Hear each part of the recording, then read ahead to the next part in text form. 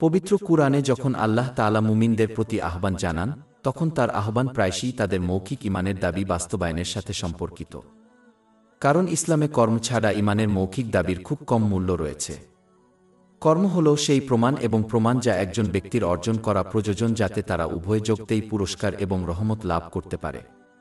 যেমন একটি ফলবান বৃক্ষ কেবল তখনই কার্যকর যখন তা ফল দেয়, তেমনি নামান কেবল তখনই কার্যকর যখন তা সৎকর্ম করে।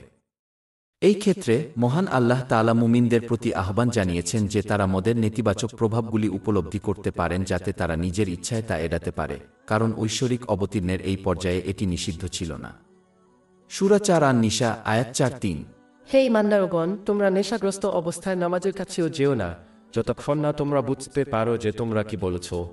এই আদেশটি পরবর্তীতে আরেকটি আয়াত দ্বারা রহিত করা হয়েছিল যেখানে মাদকদ্রব্য নিষিদ্ধ করা হয়েছিল। রহিতকরণ হল এমন একটি প্রক্রিয়া যার মাধ্যমে কিছু সময় পর একটি আদেশ বা নিষেধাজ্ঞা অন্য একটি আদেশ বা নিষেধাজ্ঞা দ্বারা প্রতিস্থাপিত হয়।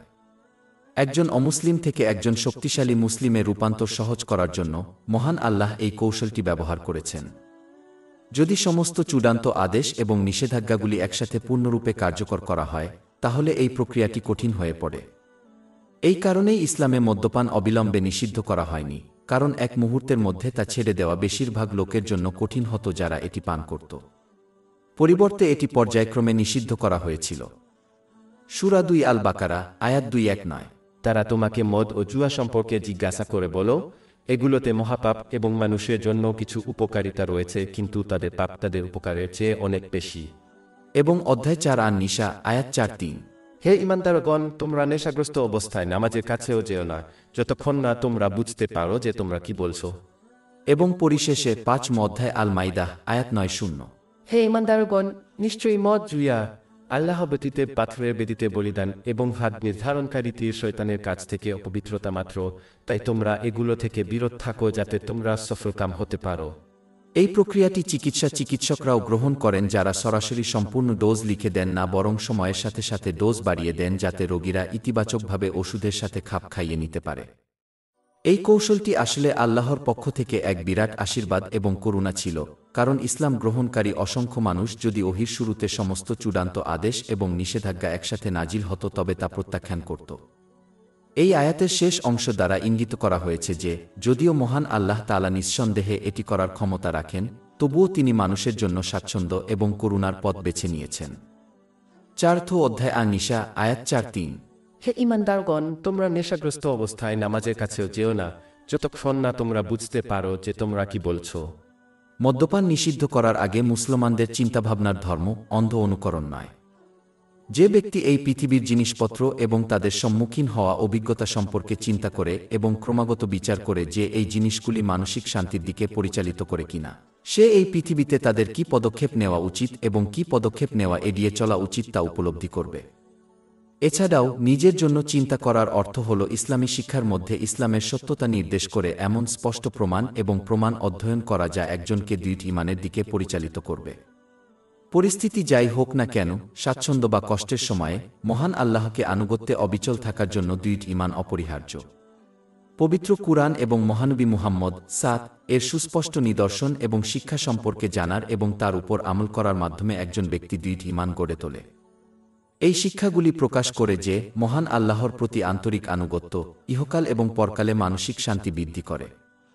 বিপরীতে যারা ইসলামী শিক্ষাকে অবহেলা করে তাদের ঈমান দুর্বল হয়ে যাবে। এই ধরনের ব্যক্তিরা সহজেই তাদের আকাঙ্ক্ষার কাছে আত্মসমর্পণ করবে, তারা বুঝতে পারবে না যে মহান আল্লাহর আনুগত্যের জন্য এই আকাঙ্ক্ষা ত্যাগ করলে উভয় জগতেই মানসিক শান্তি ফিরে আসবে। অতএব ইসলামী জ্ঞান অর্জন এবং তার প্রয়োগের মাধ্যমে নিজের ঈমানে দৃঢ়তা তৈরি করা অত্যন্ত গুরুত্বপূর্ণ, যা মহান আল্লাহর আনুগত্যের প্রতি ধারাবাহিক প্রতিশ্রুতি নিশ্চিত করবে। এই যাত্রায় ইসলামী শিক্ষায় নির্দেশিত আশীর্বাদগুলিকে সঠিকভাবে ব্যবহার করা জড়িত।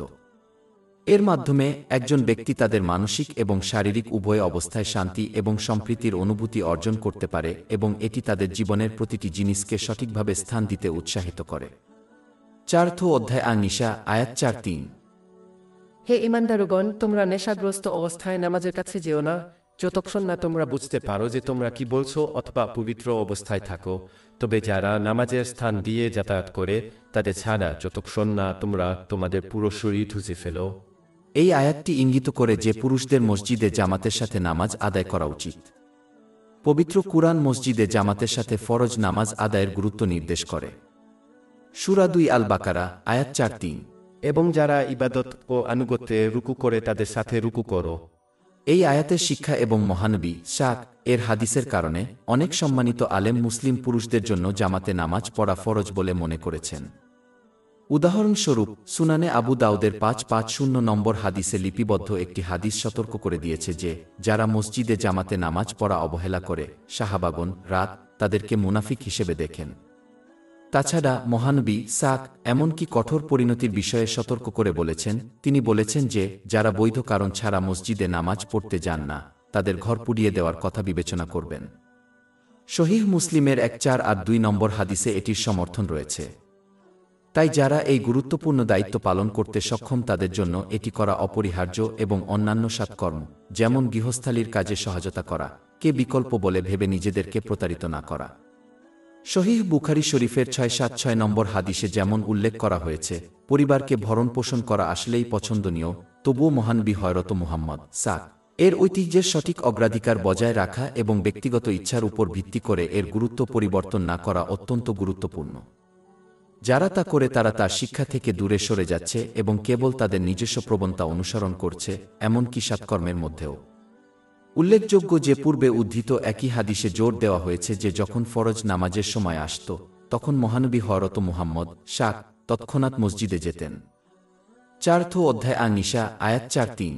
আর যদি তুমি অসুস্থ থাকো অথবা ভ্রমণে থাকো অথবা তোমাদের কেউ পায়খানা থেকে আসে অথবা তুমি নারীদের সাথে যোগাযোগ করে থাকো অর্থাৎ সহবাস করে থাকো। পবিত্র কুরআন এবং মহানবী সাত এর হাদিস অধ্যয়ন করার সময় যে বিষয়গুলি লক্ষ্য করা যায় তা হল স্পষ্ট বিষয়গুলি সরাসরি আলোচনা করা হয় না, বরং পরোক্ষভাবে বিনয়ের ইঙ্গিত দেওয়া হয়। অতএব বিনা আল্লাহর একটি ঐতিহ্য তার অসীম মর্যাদা অনুসারে এবং নবী মুহাম্মদ সাক যেমন করেছিলেন তেমনি বিনয়কে তাদের সৃষ্ট স্তর অনুসারে গ্রহণ করা উচিত। জামে আত তিরমিজি 2458 নম্বরে লিপিবদ্ধ একটি হাদিসে মহানবী হযরত মুহাম্মদ শাক জোর দিয়ে বলেছেন যে মহান আল্লাহর প্রতি প্রকৃত বিনয়ের মধ্যে রয়েছে মাথা এবং এর বিষয়বস্তু রক্ষা করা, পেট এবং এর মধ্যে যা আছে তা রক্ষা করা এবং ঘন ঘন মৃত্যুর কথা চিন্তা করা। তিনি এই বলে উপসংহারে বলেছেন যে যারা পরকালের পিছনে ছুটতে চায় তাদের অবশ্যই পার্থিব জগতের সাজসজ্জা ত্যাগ করতে হবে। এই হাদিসটি দেখায় যে বিনয় কেবল পোশাকের চেয়েও বেশি, এটি জীবনের সকল ক্ষেত্রেই বিস্তৃত। মাথা রক্ষা করার মধ্যে রয়েছে জিহ্বা, চোখ, কান, এমনকি নিজের চিন্তাভাবনাকে পাপ ও তুচ্ছ বিষয় থেকে রক্ষা করা। তুচ্ছ বিষয়গুলি এড়িয়ে চলা অত্যন্ত গুরুত্বপূর্ণ, কারণ এগুলি প্রায়শই বিচারের দিনে অনুশোচনার দিকে পরিচালিত করে এবং পাপ করার দিকে প্রথম পদক্ষেপ হিসেবে কাজ করতে পারে। এমনকি যদি ব্যক্তিরা মনে করে যে তারা তাদের কথা এবং দৃষ্টি অন্যদের থেকে গোপন করতে পারে, তবুও তারা মহান আল্লাহর কাছ থেকে এগুলি গোপন করতে পারে না। সুতরাং এই অঙ্গগুলিকে রক্ষা করা প্রকৃত বিনয়ের প্রতীক। অতিরিক্তভাবে পেটকে রক্ষা করার অর্থ হল অবৈধ সম্পদ এবং খাবার থেকে দূরে থাকা, কারণ এগুলো গ্রহণ করলে একজনের সৎকর্ম প্রত্যাখ্যান হতে পারে, যেমন সহিহ মুসলিমের 2342 নম্বর হাদিসে উল্লেখ করা হয়েছে। ঠিক যেমন একজনের নিয়ত ইসলামের অভ্যন্তরীণ ভিত্তি গঠন করে, তেমনি ইসলামের বাহ্যিক ভিত্তি হল হালাল উপার্জন এবং ব্যবহারের মধ্যে। মহান আল্লাহর সামনে বিনয়ের সাথে মৃত্যুর কথাও ধারাবাহিকভাবে স্মরণ করা জড়িত। এই স্মরণ অত্যন্ত গুরুত্বপূর্ণ কারণ এটি আল্লাহর আনুগত্য এবং পাপ এড়িয়ে চলার জন্য আন্তরিক প্রতিশ্রুতি অনুপ্রাণিত করে, কারণ মৃত্যু কখন আসবে তা কেউ জানে না। এটি একটি স্মরণ করিয়ে দেয় যে এই জীবন মানুষের শেষ আবাস নয় এবং তারা অবশ্যই এখান থেকে উত্তরণ করবে। এটি মনে রাখলে একজন ব্যক্তিকে তাদের চূড়ান্ত গন্তব্য পরকালের জন্য প্রস্তুতি নিতে উৎসাহিত করা হয়। এই প্রস্তুতির জন্য একজনকে পবিত্র কুরআন এবং মহানবী মুহাম্মদ শাহ এর হাদিসে বর্ণিত আশীর্বাদগুলি সঠিকভাবে ব্যবহার করতে হবে। বিপরীতে যারা মৃত্যুর প্রতি চিন্তাভাবনা করতে লজ্জা পান তারা পরকালের অনিবার্য যাত্রার জন্য প্রস্তুতি নিতে অবহেলা করবেন। পরিবর্তে তারা তাদের সমস্ত প্রচেষ্টা উপভোগের সন্ধান এবং এই পৃথিবীতে তাদের জীবনকে সুন্দর করার দিকে মনোনিবেশ করতে পারেন। এই মানসিকতা মহান আল্লাহকে ভুলে যেতে এবং তার প্রতি আন্তরিক আনুগত্যের গুরুত্বকে ভুলে যেতে পারে, যার ফলে শেষ পর্যন্ত এই জীবন এবং পরকালীন জীবনেই অসুবিধা দেখা দিতে পারে। অধ্যায় 20 তাহা আয়াত 1-2-4। আর যে আমার স্মরণ থেকে মুখ ফিরিয়ে নেবে তার জীবন হবে দুর্বিষহ অর্থাৎ কঠিন, এবং আমি তাকে কিয়ামতের দিন অন্ধ অবস্থায় সম্বেত করব। পরিশেষে মহান আল্লাহর প্রতি বিনয় প্রদর্শনের অর্থ হল এই বস্তুগত জগতের বিক্ষেপের চেয়ে পরকালকে অগ্রাধিকার দেওয়া। এটা বোঝা অত্যন্ত গুরুত্বপূর্ণ যে এর মধ্যে রয়েছে ব্যক্তিগত এবং নির্ভরশীল চাহিদা পূরণের জন্য বস্তুগত সম্পদের ব্যবহার, অপচয়, অতিরিক্ত ব্যয় এবং অপব্যয় এড়িয়ে চলা, কারণ এই বৈশিষ্ট্যগুলি আল্লাহ তাআলার পছন্দ নয়। ৭ সূরা আল আরাফ, আয়াত ৩-১। আর খাও, পান করো, কিন্তু অতিরিক্ত করো না, নিশ্চয়ই তিনি অতিরিক্ত কাজকারীদের পছন্দ করেন না। পরকালের উপর মনোযোগ কেন্দ্রীভূত করার অর্থ হল ইসলামী শিক্ষায় বর্ণিত আশীর্বাদগুলি সঠিকভাবে ব্যবহার করা, কেবল তাদের ব্যক্তিগত আকাঙ্ক্ষা পূরণ করার চেষ্টা করার পরিবর্তে। যারা এই পদ্ধতি গ্রহণ করে তারা এই জীবনে এবং পরকালে উভয় ক্ষেত্রেই প্রকৃত শান্তি এবং সাফল্য উপভোগ করবে, একটি ভারসাম্যপূর্ণ মানসিক ও শারীরিক অবস্থা অর্জনের মাধ্যমে এবং তাদের জীবনের সবকিছু এবং প্রত্যেককে সঠিকভাবে স্থাপন করার মাধ্যমে। অধ্যায় ১-৬ আন-নাহল, আয়াত ৯-৭। যে কেউ সৎকর্ম করে, পুরুষ হোক বা নারী, মুমিন অবস্থায়, আমি অবশ্যই তাকে পবিত্র জীবন দান করব এবং অবশ্যই তাদেরকে তাদের সর্বোত্তম কর্মের প্রতিদান দেব যা তারা করত। স্বাভাবিকভাবেই মহান আল্লাহ তাদের বাধ্যতামূলক কর্তব্য পালনে অক্ষমদের জন্য ছাড় প্রদান করেন, কারণ ইসলাম এমন একটি ধর্ম এবং জীবনধারা যা মানুষের প্রকৃতির সাথে খাপ খাইয়ে তৈরি করা হয়েছে এবং তাই তাদের সীমাবদ্ধতা এবং দুর্বলতাগুলিকে সম্মান করে। ৪ সূরা আন-নিসা, আয়াত ৪-৩। আর যদি তোমরা অসুস্থ হও অথবা ভ্রমণে থাকো, অথবা তোমাদের কেউ যদি পায়খানা থেকে আসে, অথবা তোমরা স্ত্রীলোকদের সাথে মিলিত হয়ে অর্থাৎ সহবাস করে পানি না পাও, তাহলে পবিত্র মাটি ব্যবহার করো এবং তোমাদের মুখমণ্ডল ও হাতটা দিয়ে মাসেহ করো। এই ছাড়ের ফলে প্রতিটি ব্যক্তি তাদের বাধ্যতামূলক কর্তব্য পালন করার এবং এমনকি এই পৃথিবীতে যে কোনো পরীক্ষার সম্মুখীন হলে তা সফলভাবে অতিক্রম করার ক্ষমতা অর্জন করে। সূরা ২ আল-বাকারা, আয়াত ২-৬। আল্লাহ কোন আত্মার উপর তার সাধ্যের বাইরে কোন বোঝা চাপান না। অতএব যদি মানুষ আন্তরিকভাবে মহান আল্লাহ তাআলার আনুগত্য করতে ব্যর্থ হয়, তাহলে তার আর কোনো অজুহাত থাকে না। যখন তারা স্পষ্টতই তাদের যথাসাধ্য চেষ্টা করছে না, তখন তাদের যথাসাধ্য চেষ্টা করার দাবি করার অলস মনোভাব ত্যাগ করা উচিত। যদি তারা তা করে, তাহলে নিঃসন্দেহে তারা তাদের কাছ থেকে প্রত্যাশিত সমস্ত জিনিস সফলভাবে সম্পন্ন করবে। অতএব একজন ব্যক্তির সঠিক মনোভাব গ্রহণ করা উচিত, কারণ উভয় যুগতেই তাদের জবাবদিহি করতে হবে এবং তাদের কাছ থেকে কোনো অজুহাত গ্রহণ করা হবে না। যেহেতু মানুষের কাছ থেকে পূর্ণতা দাবি করা হয় না, তারা ধর্মীয় ছাড়ের উপর নির্ভর করে কাজ করুক বা তাদের কর্তব্য পালনে ব্যর্থ হওয়ার পরে আন্তরিকভাবে অনুতপ্ত হোক, তাই মৃত্যুর সময় পর্যন্ত ক্ষমার দরজা সর্বদা খোলা থাকে। ৪ অধ্যায় আন-নিসা, আয়াত ৪-৩। নিশ্চয়ই আল্লাহ সর্বদা ক্ষমাশীল এবং ক্ষমাশীল। আন্তরিক তোবার মধ্যে রয়েছে অপরাধবোধ অনুভব করা, মহান আল্লাহর কাছে ক্ষমা চাওয়া এবং যার সাথে অন্যায় করা হয়েছে, যতক্ষণ না এটি আরও সমস্যার দিকে পরিচালিত করে। একজনকে আন্তরিকভাবে প্রতিশ্রুতি দিতে হবে যে সে একই বা অনুরূপ পাপ পুনরায় করবে না এবং আল্লাহ, মহান আল্লাহ এবং মানুষের প্রতি লঙ্ঘিত যে কোনো অধিকারের ক্ষতিপূরণ দেবে। ইসলামী শিক্ষায় বর্ণিত অনুগ্রহগুলি সঠিকভাবে ব্যবহার করে তাদের অবশ্যই আন্তরিকভাবে আল্লাহ, মহান আল্লাহর আনুগত্য অব্যাহত রাখতে হবে। মানবজাতিকে প্রদত্ত ঐশ্বরিক আচরণবিধির একটি দিক ব্যাখ্যা করার পর, যা তাদেরকে উভয় জগতে মানসিক শান্তির দিকে পরিচালিত করে, আল্লাহ মহিমান্বিত মানুষকে সতর্ক করে দিচ্ছেন যে তারা যেন মানবসৃষ্ট আচরণবিধি অনুসরণ করে বিভ্রান্ত না হয়, যা উভয় জগতেই কেবল পথভ্রষ্টতা, চাপ, ঝামেলা এবং অসুবিধার দিকে পরিচালিত করে। ৪ অধ্যায় আন-নিসা, আয়াত ৪-৪। তুমি কি তাদেরকে দেখনি যাদের কিতাবের কিছু অংশ দেওয়া হয়েছিল, তারা এর বিনিময়ে গোমরাহি কিনে নেয় এবং চায় যেন তোমরা পথভ্রষ্ট হয়ে যাও। আহলে কিতাবদের কিছু পণ্ডিত তাদের প্রদত্ত ঐশ্বরিক আচরণবিধি পরিত্যাগ করেছিলেন এবং ইচ্ছাকৃতভাবে তাদের ঐশ্বরিক শিক্ষার ভুল ব্যাখ্যা এবং সম্পাদনা করেছিলেন, যার ফলে তারা নেতৃত্ব এবং সম্পদের মতো পার্থিব লাভের জন্য তাদের নিজস্ব আচরণবিধি তৈরি করেছিলেন। যেহেতু তারা কেবল পশুর মতো তাদের পার্থিব কামনা পূরণে আগ্রহী ছিলেন, তাই তারা অন্যদেরও একই কাজ করতে উৎসাহিত করেছিলেন, যাতে তাদের আচরণের জন্য তাদের সমালোচনা না করা হয়, কারণ সবাই একইভাবে আচরণ করছে। অধ্যায় ৪ আন-নিসা, আয়াত ৪-৪। তুমি কি তাদেরকে দেখনি যাদের কিতাবে কিছু অংশ দেওয়া হয়েছিল, তারা এর বিনিময়ে ভুল ক্রয় করত। যদিও এটি সম্পাদনা করা সম্ভব নয়, তবুও নেতৃত্ব এবং সম্পদের মতো পার্থিব জিনিস অর্জনের জন্য পবিত্র কুরআনের ভুল ব্যাখ্যা করা যেতে পারে। আহলে কিতাবদের পদাঙ্ক অনুসরণ করা এড়িয়ে চলতে হবে, কারণ এটি উভয় জগতেই কেবল সমস্যা সৃষ্টি করে। এইভাবে যে পার্থিব জিনিসগুলি অর্জন করা হয় তা উভয় জগতেই তাদের জন্য চাপ, ঝামেলা এবং দুর্দশার কারণ হয়ে দাঁড়াবে। প্রকৃতপক্ষে মহানবী হযরত মুহাম্মদ সুনান ইবনে মাজাহ ২৫৩ নম্বরে প্রাপ্ত একটি হাদিসে এই ব্যক্তিকে জাহান্নামের বিষয়ে সতর্ক করেছেন। এবং এই ব্যক্তি পবিত্র কুরআনের শিক্ষার ভুল ব্যাখ্যা করে অন্যদের বিভ্রান্ত করলে কতজন লোক তাদের ব্যাখ্যা অনুসরণ করবে তার উপর নির্ভর করে তাদের পাপ বৃদ্ধি পাবে। জামে আত তিরমিজি 2674 নম্বরে প্রাপ্ত একটি হাদিসে এই বিষয়ে সতর্ক করা হয়েছে। 4th অধ্যায় আন নিসা 4 নম্বর আয়াত। আর ইচ্ছে করছে তুমি পথ হারিয়ে ফেলো। অন্যদের অন্ধভাবে অনুকরণ করা এড়িয়ে চললেই কেউ তাদের দ্বারা বিভ্রান্ত হওয়া এড়াতে পারে। পরিবর্তে তাদের জ্ঞান এবং প্রমাণ অনুসারে প্রতিটি পরিস্থিতি মূল্যায়ন করার চেষ্টা করা উচিত, কোনো কিছুর উপর কাজ করা উচিত কিনা তা সিদ্ধান্ত নেওয়ার আগে।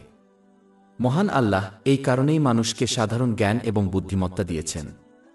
এমনকি ইসলামিক শিক্ষা অন্ধভাবে অনুসরণ করার সমালোচনাও করেছে, কারণ মহান আল্লাহ চান মানুষ খোলা মনে ইসলামী শিক্ষা মূল্যায়ন করুক এবং তা বোধগম্যতা এবং অন্তর্দৃষ্টি দিয়ে অনুসরণ করুক। অধ্যায় 1-2 ইউসুফ আয়াত 108। বলুন, এটি আমার পথ, আমি এবং আমার অনুসারীরা বিজ্ঞতার সাথে আল্লাহর দিকে আহ্বান করি। এবং 3-4তম অধ্যায় সাবা 4-6তম আয়াত। বলুন, আমি তোমাদেরকে কেবল একটি বিষয়ে উপদেশ দিচ্ছি, তোমরা আল্লাহর জন্য জোড়ায় জোড়ায় এবং এককভাবে দাঁড়িয়ে থাকো, তারপর চিন্তা করো তোমাদের সঙ্গীর মধ্যে কোন পাগলামি নেই, তিনি কেবল তোমাদের জন্য কঠোর শাস্তির পূর্বে সত্যকারী। অতএব অন্যদের অন্ধভাবে অনুকরণ করা এড়িয়ে চলতে হবে, এমনকি যদি তা জনপ্রিয় মতামত হয়, এবং সিদ্ধান্ত নেওয়ার আগে জ্ঞান এবং প্রমাণ অনুসারে প্রতিটি পরিস্থিতি মূল্যায়ন করার জন্য তাদের সাধারণ জ্ঞান এবং বুদ্ধি ব্যবহার করতে হবে। যে ব্যক্তি এইভাবে আচরণ করে তার ধর্মীয় এবং পার্থিব উভয় ক্ষেত্রেই সঠিক সিদ্ধান্ত নেওয়ার সম্ভাবনা বেশি থাকে। এছাড়াও ইসলাম ব্যক্তিদের তাদের আকাঙ্ক্ষাকে নিয়ন্ত্রণ করতে এবং ইসলামী শিক্ষায় বর্ণিত অনুগ্রহগুলোকে সঠিকভাবে কাজে লাগাতে উৎসাহিত করে। এই নির্দেশনার লক্ষ্য হল ইহকাল এবং পরকাল উভয় জীবনেই মানসিক শান্তি বজায় রাখা। ফলস্বরূপ যারা পার্থিব সুখ স্বাচ্ছন্দ্যের পিছনে অগ্রাধিকার দেয় তারা প্রায়শই মুসলমানদের আল্লাহ তাআলার আনুগত্য করার প্রচেষ্টার সমালোচনা করে। 4th অধ্যায় আন নিসা 4 নং আয়াত। আর ইচ্ছে করছে তুমি পথ হারিয়ে ফেলো। যখন কেউ তার চারপাশের লোকেদের থেকে ভিন্ন পথ বেছে নেয়, তখন এটি তার নিজের জীবন পছন্দ সম্পর্কে নিরাপত্তাহীনতার অনুভূতির দিকে পরিচালিত করতে পারে। তারা তাদের প্রদত্ত আশীর্বাদগুলি সঠিকভাবে ব্যবহার করতে অস্বস্তি বোধ করতে পারে, বিশেষ করে যখন তারা মহান আল্লাহকে মেনে চলার প্রতিশ্রুতির জন্য সমালোচনার মুখোমুখি হয়। দুঃখজনকভাবে এই নেতিবাচকতা প্রায়শই নিজের পরিবার থেকেই উদ্ভূত হয়।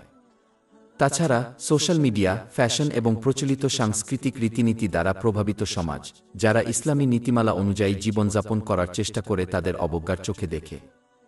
এই প্রতিক্রিয়ার মূলে রয়েছে এই উদ্বেগ যে ইসলামের প্রতি সত্যিকারের অঙ্গীকার তাদের সম্পদ এবং প্রভাব অর্জনের ক্ষমতাকে বাধাগ্রস্ত করতে পারে।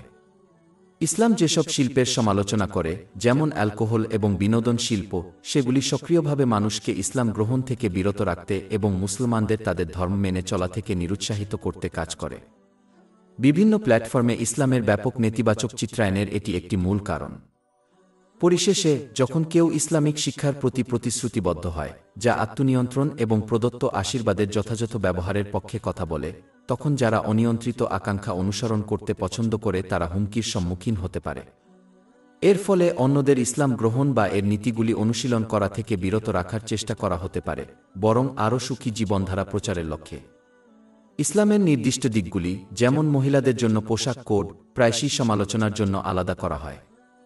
এটা সহজেই দেখা যায় যে তাদের আপত্তি ইসলামের আত্মশৃঙ্খলার বার্তার সাথে একটি গভীর সমস্যা থেকে উদ্ভূত। উদাহরণস্বরূপ, তারা আইন প্রয়োগকারী সংস্থা, সামরিক বাহিনী, স্বাস্থ্যসেবা এবং শিক্ষার মতো পেশাগুলিতে অনুরূপ নিয়ম উপেক্ষা করে ইসলামী পোশাক কোডকে লক্ষ্য করে। এই নির্বাচনী সমালোচনা তাদের যুক্তিতে একটি দুর্বলতা প্রকাশ করে। বাস্তবে এটি ইসলামী মূল্যবোধ এবং তাদের নিজস্ব জীবনধারা পছন্দের মধ্যে বৈপরীত্য যা তাদের অস্বস্তিকর করে তোলে, যা তাদেরকে ইসলামের অযৌক্তিক সমালোচনা করতে প্ররোচিত করে। অধ্যায় 4 আন নিসা আয়াত 4। আর ইচ্ছে করছে তুমি পথ হারিয়ে ফেলো। যেহেতু একমাত্র মহান আল্লাহ তাআলাই সবকিছু জানেন, এমনকি ইসলামের শত্রুদের কৌশলও, তাই তিনিই সঠিক পথ নির্দেশনা এবং অন্যদের দ্বারা বিভ্রান্ত না হওয়ার চাবিকাঠি দান করেন। 4th সূরা আন নিসা আয়াত 4। আর আল্লাহ তোমাদের শত্রুদের সম্পর্কে ভালো জানেন, আর আল্লাহই যথেষ্ট বন্ধু হিসেবে এবং আল্লাহই যথেষ্ট সাহায্যকারী হিসেবে। পথভ্রষ্টতা থেকে ঐশ্বরিক সুরক্ষা কেবল সেই ব্যক্তিকেই দেওয়া হবে যে আন্তরিকভাবে মহান আল্লাহ তাআলার আনুগত্য করে। এর মধ্যে ইসলামী শিক্ষায় বর্ণিত অনুগ্রহগুলো সঠিকভাবে ব্যবহার করা অন্তর্ভুক্ত। এটি নিশ্চিত করবে যে তারা একটি ভারসাম্যপূর্ণ মানসিক ও শারীরিক অবস্থা অর্জন করবে এবং বিচারের দিনে তাদের জবাবদিহিতার জন্য পর্যাপ্তভাবে প্রস্তুত থাকাকালীন সবকিছু এবং প্রত্যেককে তাদের জীবনের মধ্যে সঠিকভাবে স্থান দেবে। অতএব এই আচরণ উভয় জগতেই মানসিক শান্তির দিকে পরিচালিত করবে। সূরা ১/৬ আন-নাহল আয়াত ৯-৭। যে কেউ সৎকর্ম করে, পুরুষ হোক বা নারী, মুমিন অবস্থায়, আমি অবশ্যই তাকে পবিত্র জীবন দান করব এবং অবশ্যই তাদেরকে তাদের সর্বোত্তম কর্মের প্রতিদান দেব যা তারা করত। অন্যদিকে যে ব্যক্তি আল্লাহর অবাধ্যতা অব্যাহত রাখে, তার প্রদত্ত আশীর্বাদের অপব্যবহার করে, সে পথভ্রষ্টতা থেকে ঐশ্বরিক সুরক্ষা পাবে না, বরং তার মানসিক ও শারীরিক অবস্থা ভারসাম্যহীন হয়ে পড়বে। সে তার জীবনের সবকিছু এবং সবকিছুকে ভুল জায়গায় রাখবে এবং বিচার দিবসের জবাবদিহিতার জন্য পর্যাপ্ত প্রস্তুতি নিতে ব্যর্থ হবে। অতএব তার মনোভাব উভয় জগতেই চাপ, ঝামেলা এবং অসুবিধার দিকে পরিচালিত করবে, এমনকি যদি সে পার্থিব বিলাসিতা উপভোগ করে। অধ্যায় ৯ তওবা আয়াত ৮-২। তারা যা অর্জন করেছিল তার প্রতিদান হিসেবে তারা একটু হেসে ফেলুক এবং তারপর অনেক কাঁদুক। এবং অধ্যায় ২ তাহা আয়াত ১-২-৪, ১-২-৬। আর ও যে আমার সুনন থেকে মুখ ফিরিয়ে নেবে, তার জীবন হবে দুর্বিষহ অর্থাৎ কঠিন, আর আমি তাকে কিয়ামতের দিন অন্ধ অবস্থায় একত্রিত করবে। সে বলবে, হে আমার প্রতিপালক, আমি যখন দৃষ্টিশক্তি সম্পন্ন ছিলাম তখন তুমি আমাকে অন্ধ অবস্থায় কেন উঠালে? আল্লাহ বলবেন, এভাবেই আমার নিদর্শন তোমার কাছে এসেছিল আর তুমি সেগুলো ভুলে গিয়েছিলে, আর আজ তোমাকেও এভাবেই ভুলে যাওয়া হবে। ব্যক্তিদের জন্য ইসলামিক শিক্ষাকে আন্তরিকভাবে গ্রহণ করা এবং তার উপর আমল করা অপরিহার্য, এমনকি যখন সেই শিক্ষাগুলি ব্যক্তিগত আকাঙ্ক্ষার সাথে সংঘর্ষে লিপ্ত হতে পারে। ঠিক যেমন একজন জ্ঞানী রোগী তাদের স্বাস্থ্যের জন্য ডাক্তারের পরামর্শ অনুসরণ করেন, এমনকি যখন এতে অস্বাস্থ্যকর ওষুধ এবং কঠোর খাদ্যাভ্যাস জড়িত থাকে, তেমনি ইসলামের নীতিগুলিও মেনে চলা উচিত। জ্ঞানী রোগীর প্রতিশ্রুতি উন্নত মানসিক ও শারীরিক সুস্থতার দিকে পরিচালিত করে। একইভাবে যারা ইসলামী শিক্ষা গ্রহণ করে তারা তাদের মানসিক ও শারীরিক অবস্থায় গভীর উপকার লাভ করবে। কারণ মহান আল্লাহ ব্যক্তিদের মন ও দেহ উভয় ক্ষেত্রেই শান্তি অর্জনে সাহায্য করার জন্য, সেই সাথে তাদের জীবনের সবকিছু এবং প্রত্যেককে সঠিকভাবে স্থাপন করার জন্য চূড়ান্ত প্রজ্ঞার অধিকারী। যদিও সমাজ গবেষণার মাধ্যমে মানব প্রকৃতি বোঝার ক্ষেত্রে উল্লেখযোগ্য অগ্রগতি অর্জন করেছে, তবুও তার জ্ঞান প্রতিটি চ্যালেঞ্জ মোকাবেলায় অক্ষম। মানবিক অন্তর্দৃষ্টি মানুষকে সকল ধরনের চাপ থেকে রক্ষা করতে পারে না বা তাদের জীবনের সবকিছু এবং প্রত্যেককে সঠিকভাবে সাজানোর জন্য সাহায্য করতে পারে না, কারণ অন্তর্নিহিত সীমাবদ্ধতা এবং পক্ষপাত দুষ্টতা রয়েছে। একমাত্র মহান আল্লাহ এর জন্য প্রয়োজনীয় ব্যাপক জ্ঞান রাখেন, যা তিনি পবিত্র কুরআন এবং নবী মুহাম্মদের ঐতিহ্যের মাধ্যমে মানবজাতির কাছে প্রকাশ করেছেন। তার উপর শান্তি ও আশীর্বাদ বর্ষিত হোক। যারা ইসলামী শিক্ষা অনুসারে প্রদত্ত আশীর্বাদ সঠিকভাবে ব্যবহার করে এবং যারা করে না, তাদের মধ্যে পার্থক্য স্পষ্ট। যারা অন্যদেরকে খোলামেলা এবং নিরপেক্ষ মন দিয়ে পর্যবেক্ষণ করে। অনেক রোগী তাদের চিকিৎসার পিছনের বিজ্ঞান সম্পূর্ণরূপে উপলব্ধি না করেই তাদের ডাক্তারদের উপর বিশ্বাস করে। বিপরীতে মহান আল্লাহ ইসলামের শিক্ষার উপর প্রতিফলনকে উৎসাহিত করেন, যাতে কেউ সত্যিকার অর্থে তাদের ইতিবাচক প্রভাবকে চিনতে পারে। অন্ধবিশ্বাস দাবি করার পরিবর্তে তিনি স্পষ্ট প্রমাণের মাধ্যমে এই শিক্ষার সত্যতা উপলব্ধি করার জন্য ব্যক্তিদের আমন্ত্রণ জানান। যাই হোক, ইসলামের নীতিগুলি অন্বেষণ করার সময় এই যাত্রার জন্য একটি উন্মুক্ত মন এবং নিরপেক্ষ দৃষ্টিভঙ্গি প্রয়োজন। অধ্যায় ১-২ ইউসুফ আয়াত ১-০৮। বলুন, এটি আমার পথ, আমি এবং আমার অনুসারীরা বিজ্ঞতার সাথে আল্লাহর দিকে আহ্বান করি। অধিকন্তু যেহেতু মহান আল্লাহ তাআলাই মানুষের আধ্যাত্মিক হৃদয়, মনের শান্তির আবাসস্থল নিয়ন্ত্রণ করেন, তাই তিনিই একমাত্র সিদ্ধান্ত নেন কে তা পাবে এবং কে পাবে না। ৫-৩তম সূরা আন-নাজম আয়াত ৪-৩। এবং তিনি একজনকে হাসান এবং কাদান। আর এটা স্পষ্ট যে মহান আল্লাহ কেবল তাদেরকেই মানসিক প্রশান্তি দান করবেন যারা তার প্রদত্ত আশীর্বাদ সঠিকভাবে ব্যবহার করে। ৪র্থ অধ্যায় আন-নিসা আয়াত ৪-৫। আর আল্লাহ তোমাদের শত্রুদের সম্পর্কে ভালো জানেন, আর আল্লাহই যথেষ্ট বন্ধু হিসেবে এবং আল্লাহই যথেষ্ট সাহায্যকারী হিসেবে। এরপর আল্লাহ তাআলা মুসলিমদের সতর্ক করে বলেন, আহলে কিতাবদের পদাঙ্ক অনুসরণ না করতে, যারা ইচ্ছাকৃতভাবে তাদের বিশ্বাসকে কুফরের সাথে বিনিময় করেছিল। তারা এইভাবে আচরণ করেছিল কারণ তারা তাদের প্রদত্ত আশীর্বাদের অপব্যবহার করতে চেয়েছিল এবং কেবল নেতৃত্ব এবং সম্পদের মতো পার্থিব জিনিসপত্র অর্জনের জন্য চিন্তা করেছিল। ৪র্থ অধ্যায় আন-নিসা আয়াত ৪-৬। ইহুদিদের মধ্যে এমন কিছু লোক আছে যারা। প্রথমত লক্ষণীয় বিষয় হল তার এই আয়াতটি স্পষ্ট করে দেয় যে সকল আহলে কিতাব এই ধরনের আচরণ করতেন না। তাদের অনেকেই আন্তরিকভাবে আল্লাহকে মেনে চলেন, যার অর্থ হল আল্লাহকে সন্তুষ্ট করার জন্য প্রদত্ত আশীর্বাদগুলি ঐশী শিক্ষায় বর্ণিত উপায়ে ব্যবহার করা। এটি সেই গোষ্ঠীর কিছু সদস্যের কর্মকাণ্ডের উপর ভিত্তি করে একটি সম্পূর্ণ গোষ্ঠীর বিচার না করার গুরুত্ব নির্দেশ করে, কারণ এটি প্রায়শই বৈষম্যের দিকে পরিচালিত করে, যেমন বর্ণবাদ। অধ্যায় 4 আন-নিসা, আয়াত 4-6। ইহুদিদের মধ্যে এমন কিছু লোক আছে যারা সঠিক ব্যবহার থেকে শব্দ বিকৃত করে। এর মধ্যে রয়েছে নেতৃত্ব এবং সম্পদের মতো পার্থিব লাভের জন্য ইচ্ছাকৃতভাবে ঐশ্বরিক শিক্ষার ভুল ব্যাখ্যা করা। অধ্যায় 4 আন-নিসা, আয়াত 4-6। ইহুদিদের মধ্যে এমন কিছু লোক আছে যারা কথার বিকৃতি ঘটায় এবং বলে, আমরা শুনি এবং অমান্য করি। শ্রবণ এবং অমান্য করা মানে মৌখিকভাবে ঈমান গ্রহণ করা কিন্তু কর্মের মাধ্যমে তা বাস্তবায়িত না করা। এর মধ্যে রয়েছে মহান আল্লাহকে মান্য করা এবং তার অমান্য করার মধ্যে পার্থক্য জানা, তবুও ইচ্ছাকৃতভাবে প্রদত্ত আশীর্বাদের অপব্যবহার করে তার অমান্য করা। অধ্যায় 4 আন-নিসা, আয়াত 4-6। যারা কথাগুলোকে তাদের তীক্ষ্ণ ব্যবহার থেকে বিকৃত করে এবং বলে, আমরা শুনি এবং অমান্য করিয়ে, শুনি কিন্তু শোনা যায় না এবং রায় না, তাদের জীব মুচুলিয়ে। আহলে কিতাবদের কিছু পণ্ডিত ইচ্ছাকৃতভাবে নবী মুহাম্মদ এর প্রকাশ্যে সমালোচনা করার জন্য শব্দ বিকৃত করতেন, যদিও দাবি করতেন যে তাদের কথা নির্দোষ ছিল। এছাড়াও তাদের আচরণ তাদেরকে প্রদত্ত ঐশ্বরিক শিক্ষাকে ভুলভাবে উপস্থাপন করত এবং ফলস্বরূপ তারা অনেক মানুষকে আল্লাহ মহিমান্বিত আনুগত্য করতে নিরুৎসাহিত করত, কারণ তারা এমন একটি ধর্মকে চিত্রিত করত যা অন্যায্য এবং অন্যায্য ছিল। অধ্যায় 4 আন-নিসা, আয়াত 4-6। যারা শব্দগুলিকে তাদের সঠিক ব্যবহার থেকে বিকৃত করে এবং বলে, আমরা শুনি এবং অমান্য করি, শুনি কিন্তু শোনা যায় না এবং রায় না, তাদের জিহ্বা বিকৃত করে এবং ধর্মের অবমাননা করে। এরপর মহান আল্লাহ মুসলিমদের সতর্ক করে বলেন যে তারা যেন তাদের পদাঙ্ক অনুসরণ না করে বরং সঠিক মনোভাব অবলম্বন করে, যাতে তারা উভয় জগতেই মানসিক শান্তি লাভ করতে পারে। 4 সূরা আন-নিসা, আয়াত 4-6। আর যদি তারা বলত পরিবর্তে, আমরা শুনলাম এবং মান্য করলাম। এ থেকে স্পষ্ট হয়ে যায় যে ঈমানের মৌখিক ঘোষণার কোনো মূল্য নেই যতক্ষণ না তা শারীরিক আনুগত্যের দ্বারা সমর্থিত হয়। এই আনুগত্যের মধ্যে ইসলামী শিক্ষায় বর্ণিত অনুগ্রহগুলো সঠিকভাবে ব্যবহার করা হয়। উপরন্তু এই আয়াতে ঐশ্বরিক জ্ঞান সঠিকভাবে শোনার গুরুত্ব নির্দেশ করা হয়, যাতে এটি শারীরিক আনুগত্যের দিকে পরিচালিত করে। সঠিকভাবে শ্রবণ করার অর্থ ইসলামী জ্ঞান শেখার সময় মনোযোগ দেওয়া, যাতে তথ্য শোনা এবং বোঝা যায়। তাদের জ্ঞানের উপর চিন্তা করা উচিত এবং এটি তাদের অতীত কর্মের সাথে কিভাবে সম্পর্কিত তা উপলব্ধি করা উচিত। তাদের ভবিষ্যতে আলোচিত জ্ঞানকে কিভাবে বাস্তবায়িত করা যায় এবং আন্তরিকভাবে তা তাদের জীবনে কিভাবে বাস্তবায়ন করা যায় সে সম্পর্কে চিন্তা করা উচিত। 4 অধ্যায় আন-নিসা, 4-6 নং আয়াত। আর যদি তারা বলত, আমরা শুনি এবং মেনে চলি এবং আমাদের বুঝতে অপেক্ষা করো, তাহলে তাদের জন্য এটি আরও ভালো এবং আরও উপযুক্ত হতো। যে ব্যক্তি এই পদক্ষেপগুলি গ্রহণ করে না, সে ঐশী শিক্ষা সঠিকভাবে শোনেনি এবং তাই সে তাদের জীবনে সেগুলি বাস্তবায়ন করতে পারে না।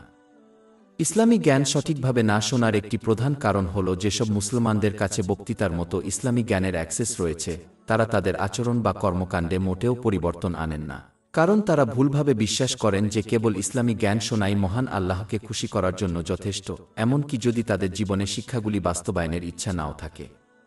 মহান আল্লাহ মানুষকে সতর্ক করে দিচ্ছেন যে পার্থিব লাভের জন্য ইচ্ছাকৃতভাবে ঐশী শিক্ষার ভুল ব্যাখ্যা করা এবং কর্মের মাধ্যমে ঈমানের মৌখিক ঘোষণা বাস্তবায়িত না করা কুফরিতে পরিণত হতে পারে। 4 সূরা আন-নিসা, আয়াত 4-6। কিন্তু আল্লাহ তাদের কুফরের জন্য তাদের অভিশাপ দিয়েছেন। কারণ যে ব্যক্তি আল্লাহর অবাধ্যতা অব্যাহত রাখে, তার প্রদত্ত নেয়ামতের অপব্যবহার করে, সে তার ঈমানকে বিষাক্ত করে তোলে এবং ফলস্বরূপ এটি মারা যেতে পারে। 4 সূরা আন-নিসা, আয়াত 4-6। কিন্তু আল্লাহ তাদের কুফরের জন্য তাদের অভিশাপ দিয়েছেন, তাই তারা খুব কম ঈমান আনে। এটা স্বীকার করা গুরুত্বপূর্ণ যে বিশ্বাস এমন একটি গাছের মতো যার যত্ন এবং মনোযোগ বৃদ্ধির প্রয়োজন। ঠিক যেমন সূর্যের আলোর মতো পুষ্টিহীন একটি উদ্ভিদ শুকিয়ে যাবে এবং মারা যাবে, তেমনি একজন ব্যক্তির বিশ্বাস হ্রাস পেতে পারে এবং মারা যেতে পারে যদি এটি আনুগত্যের দ্বারা সক্রিয়ভাবে সমর্থিত না হয়। এটিই সবচেয়ে বড় ক্ষতি। অধ্যায় 4 আন-নিসা, আয়াত 4-6। কিন্তু আল্লাহ তাদের কুফরের জন্য তাদের অভিশাপ দিয়েছেন, তাই তারা ঈমান আনে না, কেবল অল্প কিছু ব্যতীত। এই অল্প কিছু লোক আহলে কিতাবদের মধ্যে মুষ্টিমে আলেমদের কথাও বলতে পারেন, যারা ইসলামের আগমনের আগে এবং ইসলাম গ্রহণের পরে আন্তরিকভাবে আল্লাহ তাআলার আনুগত্য করেছিলেন, যেমন আব্দুল্লাহ ইবনে সালাম, আল্লাহ তার প্রতি সন্তুষ্ট থাকুন। এরপর আল্লাহ তাআলা আহলে কিতাবদের সতর্ক করে বলেন তারা যেন তাদের পথভ্রষ্ট আলেমদের পদাঙ্ক অনুসরণ না করে। 4 সূরা আন-নিসা আয়াত 4-7। হে যাদের কিতাব দেওয়া হয়েছে, তোমরা বিশ্বাস স্থাপন করো যা আমরা নাইল করেছি। যেমনটি আগে আলোচনা করা হয়েছে, ধর্মপ্রচারকদের অন্ধভাবে অনুকরণ করা এড়িয়ে চলা উচিত, তাদের দ্বারা বিভ্রান্ত হওয়া এড়িয়ে চলা উচিত। একজন ব্যক্তির অবশ্যই গবাদি পশুর মতো আচরণ করা এড়িয়ে চলা উচিত এবং পরিবর্তে তাকে প্রদত্ত সাধারণ জ্ঞান এবং বুদ্ধি ব্যবহার করে ইসলামী শিক্ষার মধ্যে আলোচিত স্পষ্ট প্রমাণ এবং প্রমাণগুলি অধ্যয়ন করা উচিত যাতে সে নিজের জন্য ইসলামের সত্যতা উপলব্ধি করতে পারে। যে ধর্মের অনুসারী হোক না কেন, তাদের উচিত তাদের নিজস্ব ধর্মীয় শিক্ষা অধ্যয়ন করা যাতে এটি সত্য কিনা তা নির্ধারণ করা যায় এবং তাদের পণ্ডিত এবং প্রচারকদের অন্ধভাবে অনুকরণ করা এড়িয়ে চলা উচিত। অধ্যায় 1-2 ইউসুফ আয়াত 108। বলুন, এটি আমার পথ, আমি এবং আমার অনুসারীরা বিজ্ঞতার সাথে আল্লাহর দিকে আহ্বান করি। যেহেতু আহলে কিতাবদের মধ্যেকার পণ্ডিতরা ঐশী গ্রন্থের বিশেষজ্ঞ ছিলেন, তাই তারা পবিত্র কুরআনের লেখক মহান আল্লাহ তাআলার সাথে পরিচিত ছিলেন এবং তাই সহজেই এর ঐশী উৎস চিনতে পেরেছিলেন। উপরন্তু যেহেতু পবিত্র কুরআন এবং মহানবী মুহাম্মদ শাহ উভয়ই তাদের ঐশী গ্রন্থে আলোচনা করা হয়েছে, তাই তাদের ইসলাম প্রত্যাখ্যান করার কোনো কারণ ছিল না। সূরা 6 আল-আনাম আয়াত 20। যাদেরকে আমি কিতাব দিয়েছি তারা তা জানে, পবিত্র কুরআন যেমন তারা তাদের নিজে পুত্রদের চিনতে পারে। এবং সূরা 2 আল-বাকারাহ আয়াত 146। যাদেরকে আমি কিতাব দিয়েছি তারা তাকে নবী মুহাম্মদ সাল্লাল্লাহু আলাইহি ওয়াসাল্লাম তেমনভাবে চেনে যেমন তারা তাদের সন্তানদের চেনে। এবং অধ্যায় 4 আন-নিসা আয়াত 4-7। হে যারা কিতাব প্রাপ্ত, তোমরা বিশ্বাস করো যা আমি নাইল করেছি, তোমাদের সাথে যা আছে তার সত্যায়নকারী। উপরন্তু পবিত্র কুরআন পূর্ববর্তী ঐশী গ্রন্থগুলির অসম্পাদিত এবং সঠিক শিক্ষাগুলিকে নিশ্চিত করেছে এবং সম্পাদিত শিক্ষাগুলিকে সংশোধন করেছে। যেহেতু মহানবী মুহাম্মদ শাহ পূর্ববর্তী ঐশী গ্রন্থগুলি অধ্যয়ন করেননি, যা আহলে কিতাব এবং মক্কার অমুসলিম উভয়ই অস্বীকার করেনি, তাই তিনি ঐশী গ্রন্থগুলির সম্পাদিত বা অসম্পাদিত শিক্ষাগুলি জানতে পারতেন না, যা পবিত্র কুরআনের ঐশী উৎপত্তির আরও প্রমাণ ছিল। সূরা 2 আল-আনকাবুত আয়াত 4-8। আর তুমি এর আগে কোন কিতাব পাঠ করনি এবং তোমার ডান হাতে কোন কিতাব লিখে রাখনি, তাহলে অর্থাৎ অন্যথা মিথ্যাবাদীদের সন্দেহের কারণ হত। মহান আল্লাহ আহলে কিতাবদের সতর্ক করে দিয়েছিলেন যে যদি তারা ইসলামী শিক্ষাকে প্রত্যাখ্যান এবং উপেক্ষা করতে থাকে, তাহলে তাদের আচরণ তাদের আধ্যাত্মিক হৃদয়কে মোহর মেরে ফেলবে এবং ফলস্বরূপ তারা সঠিক নির্দেশনা চিনতে বা তার উপর কাজ করতে সক্ষম হবে না। 4 সূরা আন-নিসা আয়াত 4-7। হে যারা কিতাব প্রাপ্ত, তোমরা বিশ্বাস করো যা আমি নাইল করেছি এবং তোমাদের সাথে যা আছে তার সত্যায়নকারী, তার উপর পূর্বেই যে আমি তাদের মুখমণ্ডল মুছে ফেলি এবং তাদের পৃষ্ঠের দিকে ফিরিয়ে দেই। সুনানে ইবনে মাজাহ 4244 নম্বরে লিপিবদ্ধ একটি হাদিস অনুসারে যখনই একজন ব্যক্তি পাপ করে, তখন তার আধ্যাত্মিক হৃদয়ে একটি কালো দাগ পড়ে। পাপ জমা হওয়ার সাথে সাথে এই অন্ধকার তাদের আধ্যাত্মিক হৃদয়কে ঢেকে ফেলে, যা তাদের এই জীবনের সত্য নির্দেশনা চিনতে এবং মেনে চলার ক্ষমতাকে বাধাগ্রস্ত করে। অধ্যায় 3 আল-মুতাফিফিন আয়াত 1-4। নাও বরং তারা যা অর্জন করেছিল তার কলঙ্ক তাদের হৃদয়কে ঢেকে দিয়েছে। বনি ইসরায়েলের একদল লোক শনিবারের পবিত্রতা লঙ্ঘন করেছিল, যেদিন অন্যান্য বিষয়ের সাথে সাথে তাদের খাবারের জন্য শিকার করার অনুমতি ছিল না। তারা বিশ্রামবারের আগে মাছ ধরার উদ্দেশ্যে জাল, দড়ি এবং কৃত্রিম জলাশয় স্থাপন করে বিশ্রামবারকে সম্মান না করার জন্য প্রতারণামূলক উপায় ব্যবহার করতে শুরু করে। শনিবারে যখন যথারীতি প্রচুর পরিমাণে মাছ আসত, তখন শনিবারের বাকি সময় তারা দড়ি এবং জালে আটকা পড়ত। বিশ্রামবার শেষ হওয়ার পরে রাতের বেলায় তারা মাছ সংগ্রহ করত। তাদের এই মন্দ চক্রান্তের কারণে মহান আল্লাহ তাদেরকে বানরে পরিণত করে শাস্তি দিয়েছিলেন।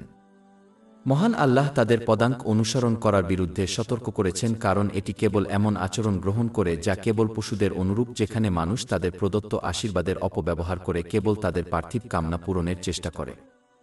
ফলস্বরূপ এই পশুসুলভ মানুষরা এই পৃথিবীতে বা পরকালে কখনো মানসিক শান্তি পাবে না, কারণ তারা মহান আল্লাহর আনুগত্যের গুরুত্ব এবং এটি কিভাবে উভয় জগতে মানসিক শান্তির দিকে পরিচালিত করে তা বুঝতে পারবে না। সূরা আল-আরাফ আয়াত 163। আর তাদেরকে সমুদ্রের তীরবর্তী সেই জনপদের অবস্থা সম্পর্কে জিজ্ঞাসা করুন, যখন তারা শনিবারের ব্যাপারে সীমা লঙ্ঘন করেছিল, যখন তাদের মাছ তাদের শনিবারের দিনে প্রকাশ্যে তাদের কাছে আসত, এবং যেদিন তাদের শনিবার ছিল না তারা তাদের কাছে আসত না। এভাবেই আমরা তাদের পরীক্ষা করেছিলাম, কারণ তারা অবাধ্য ছিল। এবং অধ্যায় 4 আন-নিসা আয়াত 4-7। অথবা তাদেরকে অভিশাপ দাও, যেমন আমরা শনিবার ভঙ্গকারীদের অভিশাপ দিয়েছিলাম। এটা বোঝা অত্যন্ত গুরুত্বপূর্ণ যে যেহেতু মহান আল্লাহ তাআলা সকল কিছু নিয়ন্ত্রণ করেন, যার মধ্যে রয়েছে মানুষের আধ্যাত্মিক হৃদয়, মনের শান্তির আবাসস্থল, তাই তিনিই একমাত্র সিদ্ধান্ত নেন কে তা পাবে এবং কে পাবে না। ৫-৩তম সূরা আন-নাজম, আয়াত ৪-৩। এবং তিনি একজনকে হাসান এবং কাটান। অতএব তাদের কর্মের পরিণতি থেকে বাঁচতে তাদের অক্ষমতা মেনে নিতে হবে এবং ইসলামী শিক্ষায় বর্ণিত অনুগ্রহগুলো সঠিকভাবে ব্যবহার করে আন্তরিকভাবে মহান আল্লাহ তাআলার আনুগত্য করতে হবে। এটি তাদের মানসিক ও শারীরিক অবস্থা সুষম করবে এবং বিচারের দিনে তাদের জবাবদিহিতার জন্য পর্যাপ্তভাবে প্রস্তুত থাকবে। এই আচরণ উভয় জগতেই মানসিক শান্তির দিকে পরিচালিত করবে। কিন্তু যদি তারা প্রদত্ত অনুগ্রহের অপব্যবহার করে তার অবাধ্যতা অব্যাহত রাখে, তাহলে তারা একটি ভারসাম্যহীন মানসিক ও শারীরিক অবস্থা লাভ করবে এবং তাদের জীবনের সবকিছু এবং সকলকে ভুল স্থানে স্থাপন করবে। অতএব তাদের আচরণ তাদেরকে উভয় জগতেই চাপ, ঝামেলা এবং অসুবিধার দিকে পরিচালিত করবে, এমনকি তারা পার্থিব বিলাসিতা উপভোগ করলেও। যারা আন্তরিকভাবে আল্লাহ তাআলার আনুগত্য করে এবং যারা তা করে না তাদের পর্যবেক্ষণ করলে এই দুটি ফলাফল স্পষ্ট হয়। অধ্যায় ৪ আন-নিসা, আয়াত ৪-৭। এবং আল্লাহর সিদ্ধান্ত সর্বদাই পূর্ণ হয়। এরপর আল্লাহ তাআলা আহলে কিতাবদের মধ্যে থেকে আলেমদের, তাদের গুরুতর পাপ সত্ত্বেও এবং বিস্তৃতভাবে সকল মানুষকে আন্তরিকভাবে তওবা করার আহ্বান জানান, কারণ ক্ষমার দরজা সকল মানুষের জন্য তাদের মৃত্যুর সময় পর্যন্ত খোলা থাকে। ৪র্থ সূরা আন-নিসা, আয়াত ৪-৮। নিশ্চয়ই আল্লাহ তার সাথে শরীক করা ক্ষমা করেন না, তবে এর চেয়ে কম যাকে ইচ্ছা ক্ষমা করেন। ইসলামী পণ্ডিতদের সর্বজনীন একমত যে পাপ কিয়ামতের দিন আল্লাহ ক্ষমা করবেন না তা কুফর। যদি কেউ আন্তরিকভাবে তওবা করে এবং ইসলাম গ্রহণ করে তবে তা এই পৃথিবীতে ক্ষমা করা হয়, কিন্তু যদি কেউ কুফর অবস্থায় মারা যায় তবে কিয়ামতের দিন তা ক্ষমা করা হবে না। অন্যদিকে অন্য সকল পাপ যা থেকে কেউ আন্তরিকভাবে তওবা করেনি, আল্লাহ যদি ইচ্ছা করেন তাহলে কিয়ামতের দিন ক্ষমা করতে পারেন। তবে এটা মনে রাখা গুরুত্বপূর্ণ যে মহান আল্লাহ যে ব্যক্তি তার অধিকার লঙ্ঘন করে তাকে সহজেই ক্ষমা করে দেন, কিন্তু তিনি মানুষকে একে অপরকে ক্ষমা করতে বাধ্য করবেন না। যেহেতু কিয়ামতের দিন ন্যায় বিচার প্রতিষ্ঠিত হবে, তাই অন্যায়কারীকে তাদের ভালো কাজ তাদের শিকারের হাতে তুলে দিতে বাধ্য করা হবে এবং প্রয়োজনে অন্যায়কারী তাদের শিকারের পাপ গ্রহণ করবে। এর ফলে অন্যায়কারীকে জাহান্নামে নিক্ষেপ করা হতে পারে। সহিহ মুসলিমের 6-5-7-9 নম্বর হাদিসে এই বিষয়ে সতর্ক করা হয়েছে। যদিও মহান আল্লাহ বিচারের দিনে কুফর ছাড়া সকল পাপ ক্ষমা করতে পারেন, তবুও কারো ইচ্ছাপূরণমূলক চিন্তাভাবনা গ্রহণ করা উচিত নয়, কারণ এটি কেবল আল্লাহর অবাধ্যতায় অবিচল থাকতে উৎসাহিত করবে। ইচ্ছাপূরণমূলক চিন্তাভাবনা বলতে উভয় জগতে তার রহমত ও ক্ষমার আশা করে আল্লাহর অবাধ্যতায় অবিচল থাকা বোঝায়। ইসলামে এই মনোভাবের কোনো মূল্য নেই। অন্যদিকে প্রকৃত আশা বলতে আল্লাহর আনুগত্যের জন্য প্রচেষ্টা করা বোঝায়, যার মধ্যে ইসলামী শিক্ষা অনুসারে তাদের প্রদত্ত আশীর্বাদগুলি সঠিকভাবে ব্যবহার করা এবং নিজের আচরণ সংশোধন করা এবং তারপর উভয় জগতে আল্লাহর রহমত ও ক্ষমার আশা করা অন্তর্ভুক্ত। জামে আত-তিরমিজি 2459 নম্বরে প্রাপ্ত একটি হাদিসে এই পার্থক্যটি আলোচনা করা হয়েছে। অতএব একজনকে অবশ্যই এই পার্থক্যটি উপলব্ধি করতে হবে এবং নিশ্চিত করতে হবে যে তারা আল্লাহর রহমত ও ক্ষমার প্রকৃত আশা গ্রহণ করবে এবং ইচ্ছাপূরণমূলক চিন্তাভাবনা এড়িয়ে চলতে হবে, কারণ এটি তাদের এই পৃথিবীতে বা পরকালে সাহায্য করবে না। পরিশেষে যে ব্যক্তি ইচ্ছাকৃত চিন্তাভাবনা গ্রহণ করে সে হয়তো এই পৃথিবী থেকে তাদের ঈমান ছাড়াই চলে যেতে পারে, কারণ তারা মহান আল্লাহর অবাধ্যতার উপর অটল ছিল, তিনি তাদের প্রদত্ত আশীর্বাদের অপব্যবহার করে। ঈমান অনেকটা একটি সূক্ষ্ম উদ্ভিদের মতো, যার বৃদ্ধির জন্য যত্ন এবং মনোযোগ প্রয়োজন। ঠিক যেমন একটি উদ্ভিদের বৃদ্ধির জন্য পুষ্টি প্রয়োজন, যেমন সূর্যালোক এবং জল, ঈমানের জন্য আনুগত্যের মাধ্যমে পুষ্টি প্রয়োজন। যখন কেউ এই লালন পালনকে অবহেলা করে তখন ঈমান শুকিয়ে যেতে পারে এবং মারা যেতে পারে, যার ফলে গভীর ক্ষতি হয়। এবং যদি এটি ঘটে তাহলে বিচারের দিন এই ব্যক্তিকে মহান আল্লাহ ক্ষমা করবেন না। সূরা ৪ আন-নিসা, আয়াত ৪-৮। নিশ্চয়ই আল্লাহ তার সাথে শরীক করা ক্ষমা করেন না, তবে এর চেয়ে কম যাকে ইচ্ছা ক্ষমা করেন। এই আয়াতটি ছোট শিরককেও নির্দেশ করতে পারে। ছোট শিরক বলতে বোঝায় মহান আল্লাহকে সন্তুষ্ট করার জন্য নয়, বরং অন্য যে কোনো কারণে ভালো কাজ করা। সুনানে ইবনে মাজাহ 3989 নম্বরে প্রাপ্ত একটি হাদিসে এই বিষয়ে সতর্ক করা হয়েছে। এই ব্যক্তির অকৃতজ্ঞতা উপেক্ষা করা হবে না বা ক্ষমা করা হবে না, এবং তাই তারা এই পৃথিবীতে বা পরকালে কোনো প্রতিদান পাবে না। জামে আত-তিরমিজি 3154 নম্বরে প্রাপ্ত একটি হাদিসে এই বিষয়ে সতর্ক করা হয়েছে। অতএব এমন আচরণ থেকে বিরত থাকা উচিত যা পরকালে সোয়াব হারাতে এবং শাস্তি পেতে পারে, যেমন ইচ্ছাকৃত চিন্তাভাবনা এবং ছোটখাটো শিরক। এই ধরনের আচরণ থেকে আন্তরিকভাবে অনুতপ্ত হওয়া উচিত। আন্তরিক তওবা হল সত্যিকার অর্থে অনুতপ্ত হওয়া মহান আল্লাহ তাআলার কাছে এবং যে কারো সাথে অন্যায় করা হয়েছে তার কাছ থেকে ক্ষমা চাওয়া, যতক্ষণ না এটি আরও সমস্যার দিকে পরিচালিত করে। ভবিষ্যতে একই ভুল এড়াতে এবং মহান আল্লাহ তাআলা এবং অন্যান্যদের প্রতি লঙ্ঘিত যে কোনো অধিকার সংশোধন করার জন্য আন্তরিকভাবে প্রতিশ্রুতিবদ্ধ হওয়া অপরিহার্য। উপরন্তু ইসলামী নীতিমালা অনুসারে আল্লাহ তাআলার দানকৃত আনুগত্য ব্যবহার করে বিশ্বস্ততার সাথে তার আনুগত্য করার চেষ্টা করা উচিত। 4 অধ্যায় আন-নিসা, আয়াত 4-8। নিশ্চয়ই আল্লাহ তার সাথে শরিক করা ক্ষমা করেন না, তবে এর চেয়ে কম যাকে ইচ্ছা ক্ষমা করেন। আল্লাহ মহিমান্বিত বিচারের দিন কুফরকে ক্ষমা করবেন না, কারণ এটি এই পৃথিবীর জীবনের উদ্দেশ্যকে বাতিল করে দেবে। সূরা আল মুলক, আয়াত 2। যিনি মৃত্যু ও জীবন সৃষ্টি করেছেন তোমাদের পরীক্ষা করার জন্য যে তোমাদের মধ্যে কে কর্মে উত্তম। এবং অধ্যায় 4 আন-নিসা, আয়াতদি পরীক্ষায় অংশগ্রহণকারী সকল শিক্ষার্থীকে 5 নম্বর দেওয়া হয়। যদিও তাদের মধ্যে কিছু শিক্ষার্থী অকৃতকার্য হয়, তাহলে পরীক্ষা দেওয়া অর্থহীন হবে। পরীক্ষার মূল উদ্দেশ্য হল কারা পাস করার যোগ্য এবং কারা ব্যর্থ হওয়ার যোগ্য, তাদের মধ্যে পার্থক্য করা। যদি মহান আল্লাহ কাফেরদেরকে মুমিনদের সাথে জান্নাতে প্রবেশের অনুমতি দেন, তাহলে তা দুই দলকে সমান করে দেবে, যা স্পষ্টতই ন্যায়বিচার ও ন্যায়বিচারের পরিপন্থী।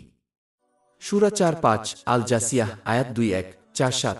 যারা মন্দ কাজ করে তারা কি মনে করে যে আমি তাদেরকে তাদের মতো করে দেব? যারা ঈমান এনেছে এবং সৎকর্ম করেছে তাদের জীবন ও মৃত্যু সমান করে দেব। তারা যা সিদ্ধান্ত নেয় তা কতই না মন্দ। যদিও মহান আল্লাহ সর্বশক্তিমান, তবুও তার করুণা তার ন্যাযবিচার ও ন্যায্যতার পরিপন্থী নয়, কারণ এটি নেতিবাচক আচরণের দিকে পরিচালিত করবে, যা থেকে তিনি মুক্ত। একজন জাগতিক বিচারককে কঠোরভাবে সমালোচনা করা হতো এবং তাদের পদ থেকে অপসারণ করা হতো যদি তারা প্রতিটি অপরাধীকে শাস্তি না দিয়ে ক্ষমা করে দিত। তাহলে মহান বিচারক, সর্বোত্তম বিচারক আল্লাহর কাছ থেকে কিভাবে এই আচরণ আশা করা যায়? এই পৃথিবীতে সংগ্রাম ও প্রচেষ্টা ছাড়া কেউ পার্থিব সাফল্য অর্জন করতে পারে না, যেমন ডাক্তার হওয়া। যেহেতু জান্নাতে প্রবেশ লাভ করা যে কোনো পার্থিব সাফল্যের চেয়ে অনেক বড় সাফল্য, তাই এর জন্য কিছুটা সংগ্রামের প্রয়োজন। জান্নাতে প্রবেশ লাভের জন্য সর্বনিম্ন সংগ্রাম হল ঈমান, এমনকি যদি কেউ তার ঈমান দিয়ে পাপ করে থাকে। অধিকন্তু অবিশ্বাস হল স্রষ্টা ও পালনকর্তার বিরুদ্ধে স্পষ্ট অবাধ্যতা এবং সৃষ্টির উদ্দেশ্যের প্রতি স্পষ্ট প্রত্যাখ্যান। অধ্যায় 5-1 আয়াত ধরিয়াত, আয়াত 5-6। আর আমি জিন ও মানুষকে আমার ইবাদত আনুগত্য করার জন্যই সৃষ্টি করিনি। যে ব্যক্তি তাদের স্রষ্টা মহান আল্লাহকে প্রত্যাখ্যান করে, সে বিচারের দিনে তার দ্বারা প্রত্যাখ্যাত হওয়ার যোগ্য। যে ব্যক্তি তাদের সৃষ্টির উদ্দেশ্য পূরণ করতে ব্যর্থ হয়, সে বিচারের দিনে প্রত্যাখ্যাত হওয়ার যোগ্য। ঠিক যেমন একটি আবিষ্কার যা সৃষ্টির উদ্দেশ্য পূরণ করতে ব্যর্থ হয়, তাকে ব্যর্থ বলে চিহ্নিত করা হয় এবং বাতিল করা হয়।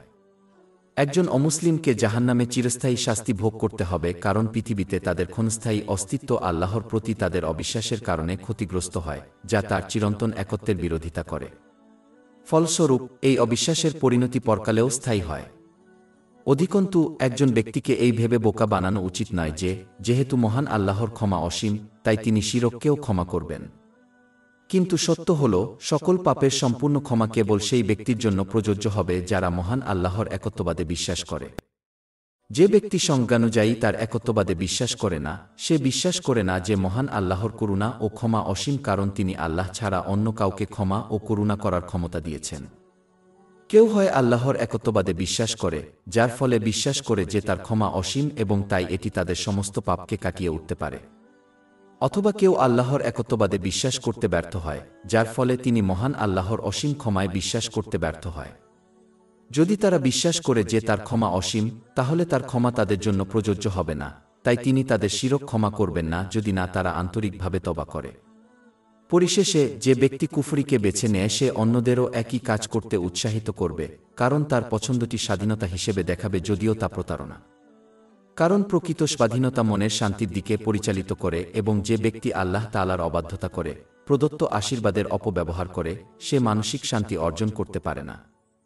পরিবর্তে তারা একটি ভারসাম্যহীন মানসিক এবং শারীরিক অবস্থা অর্জন করবে এবং তাদের জীবনের সবকিছু এবং সকলকে ভুল জায়গায় রাখবে। এর ফলে উভয় জগতেই চাপ, ঝামেলা এবং অসুবিধা দেখা দেবে, এমনকি তারা কিছু পার্থিব বিলাসিতা উপভোগ করলেও।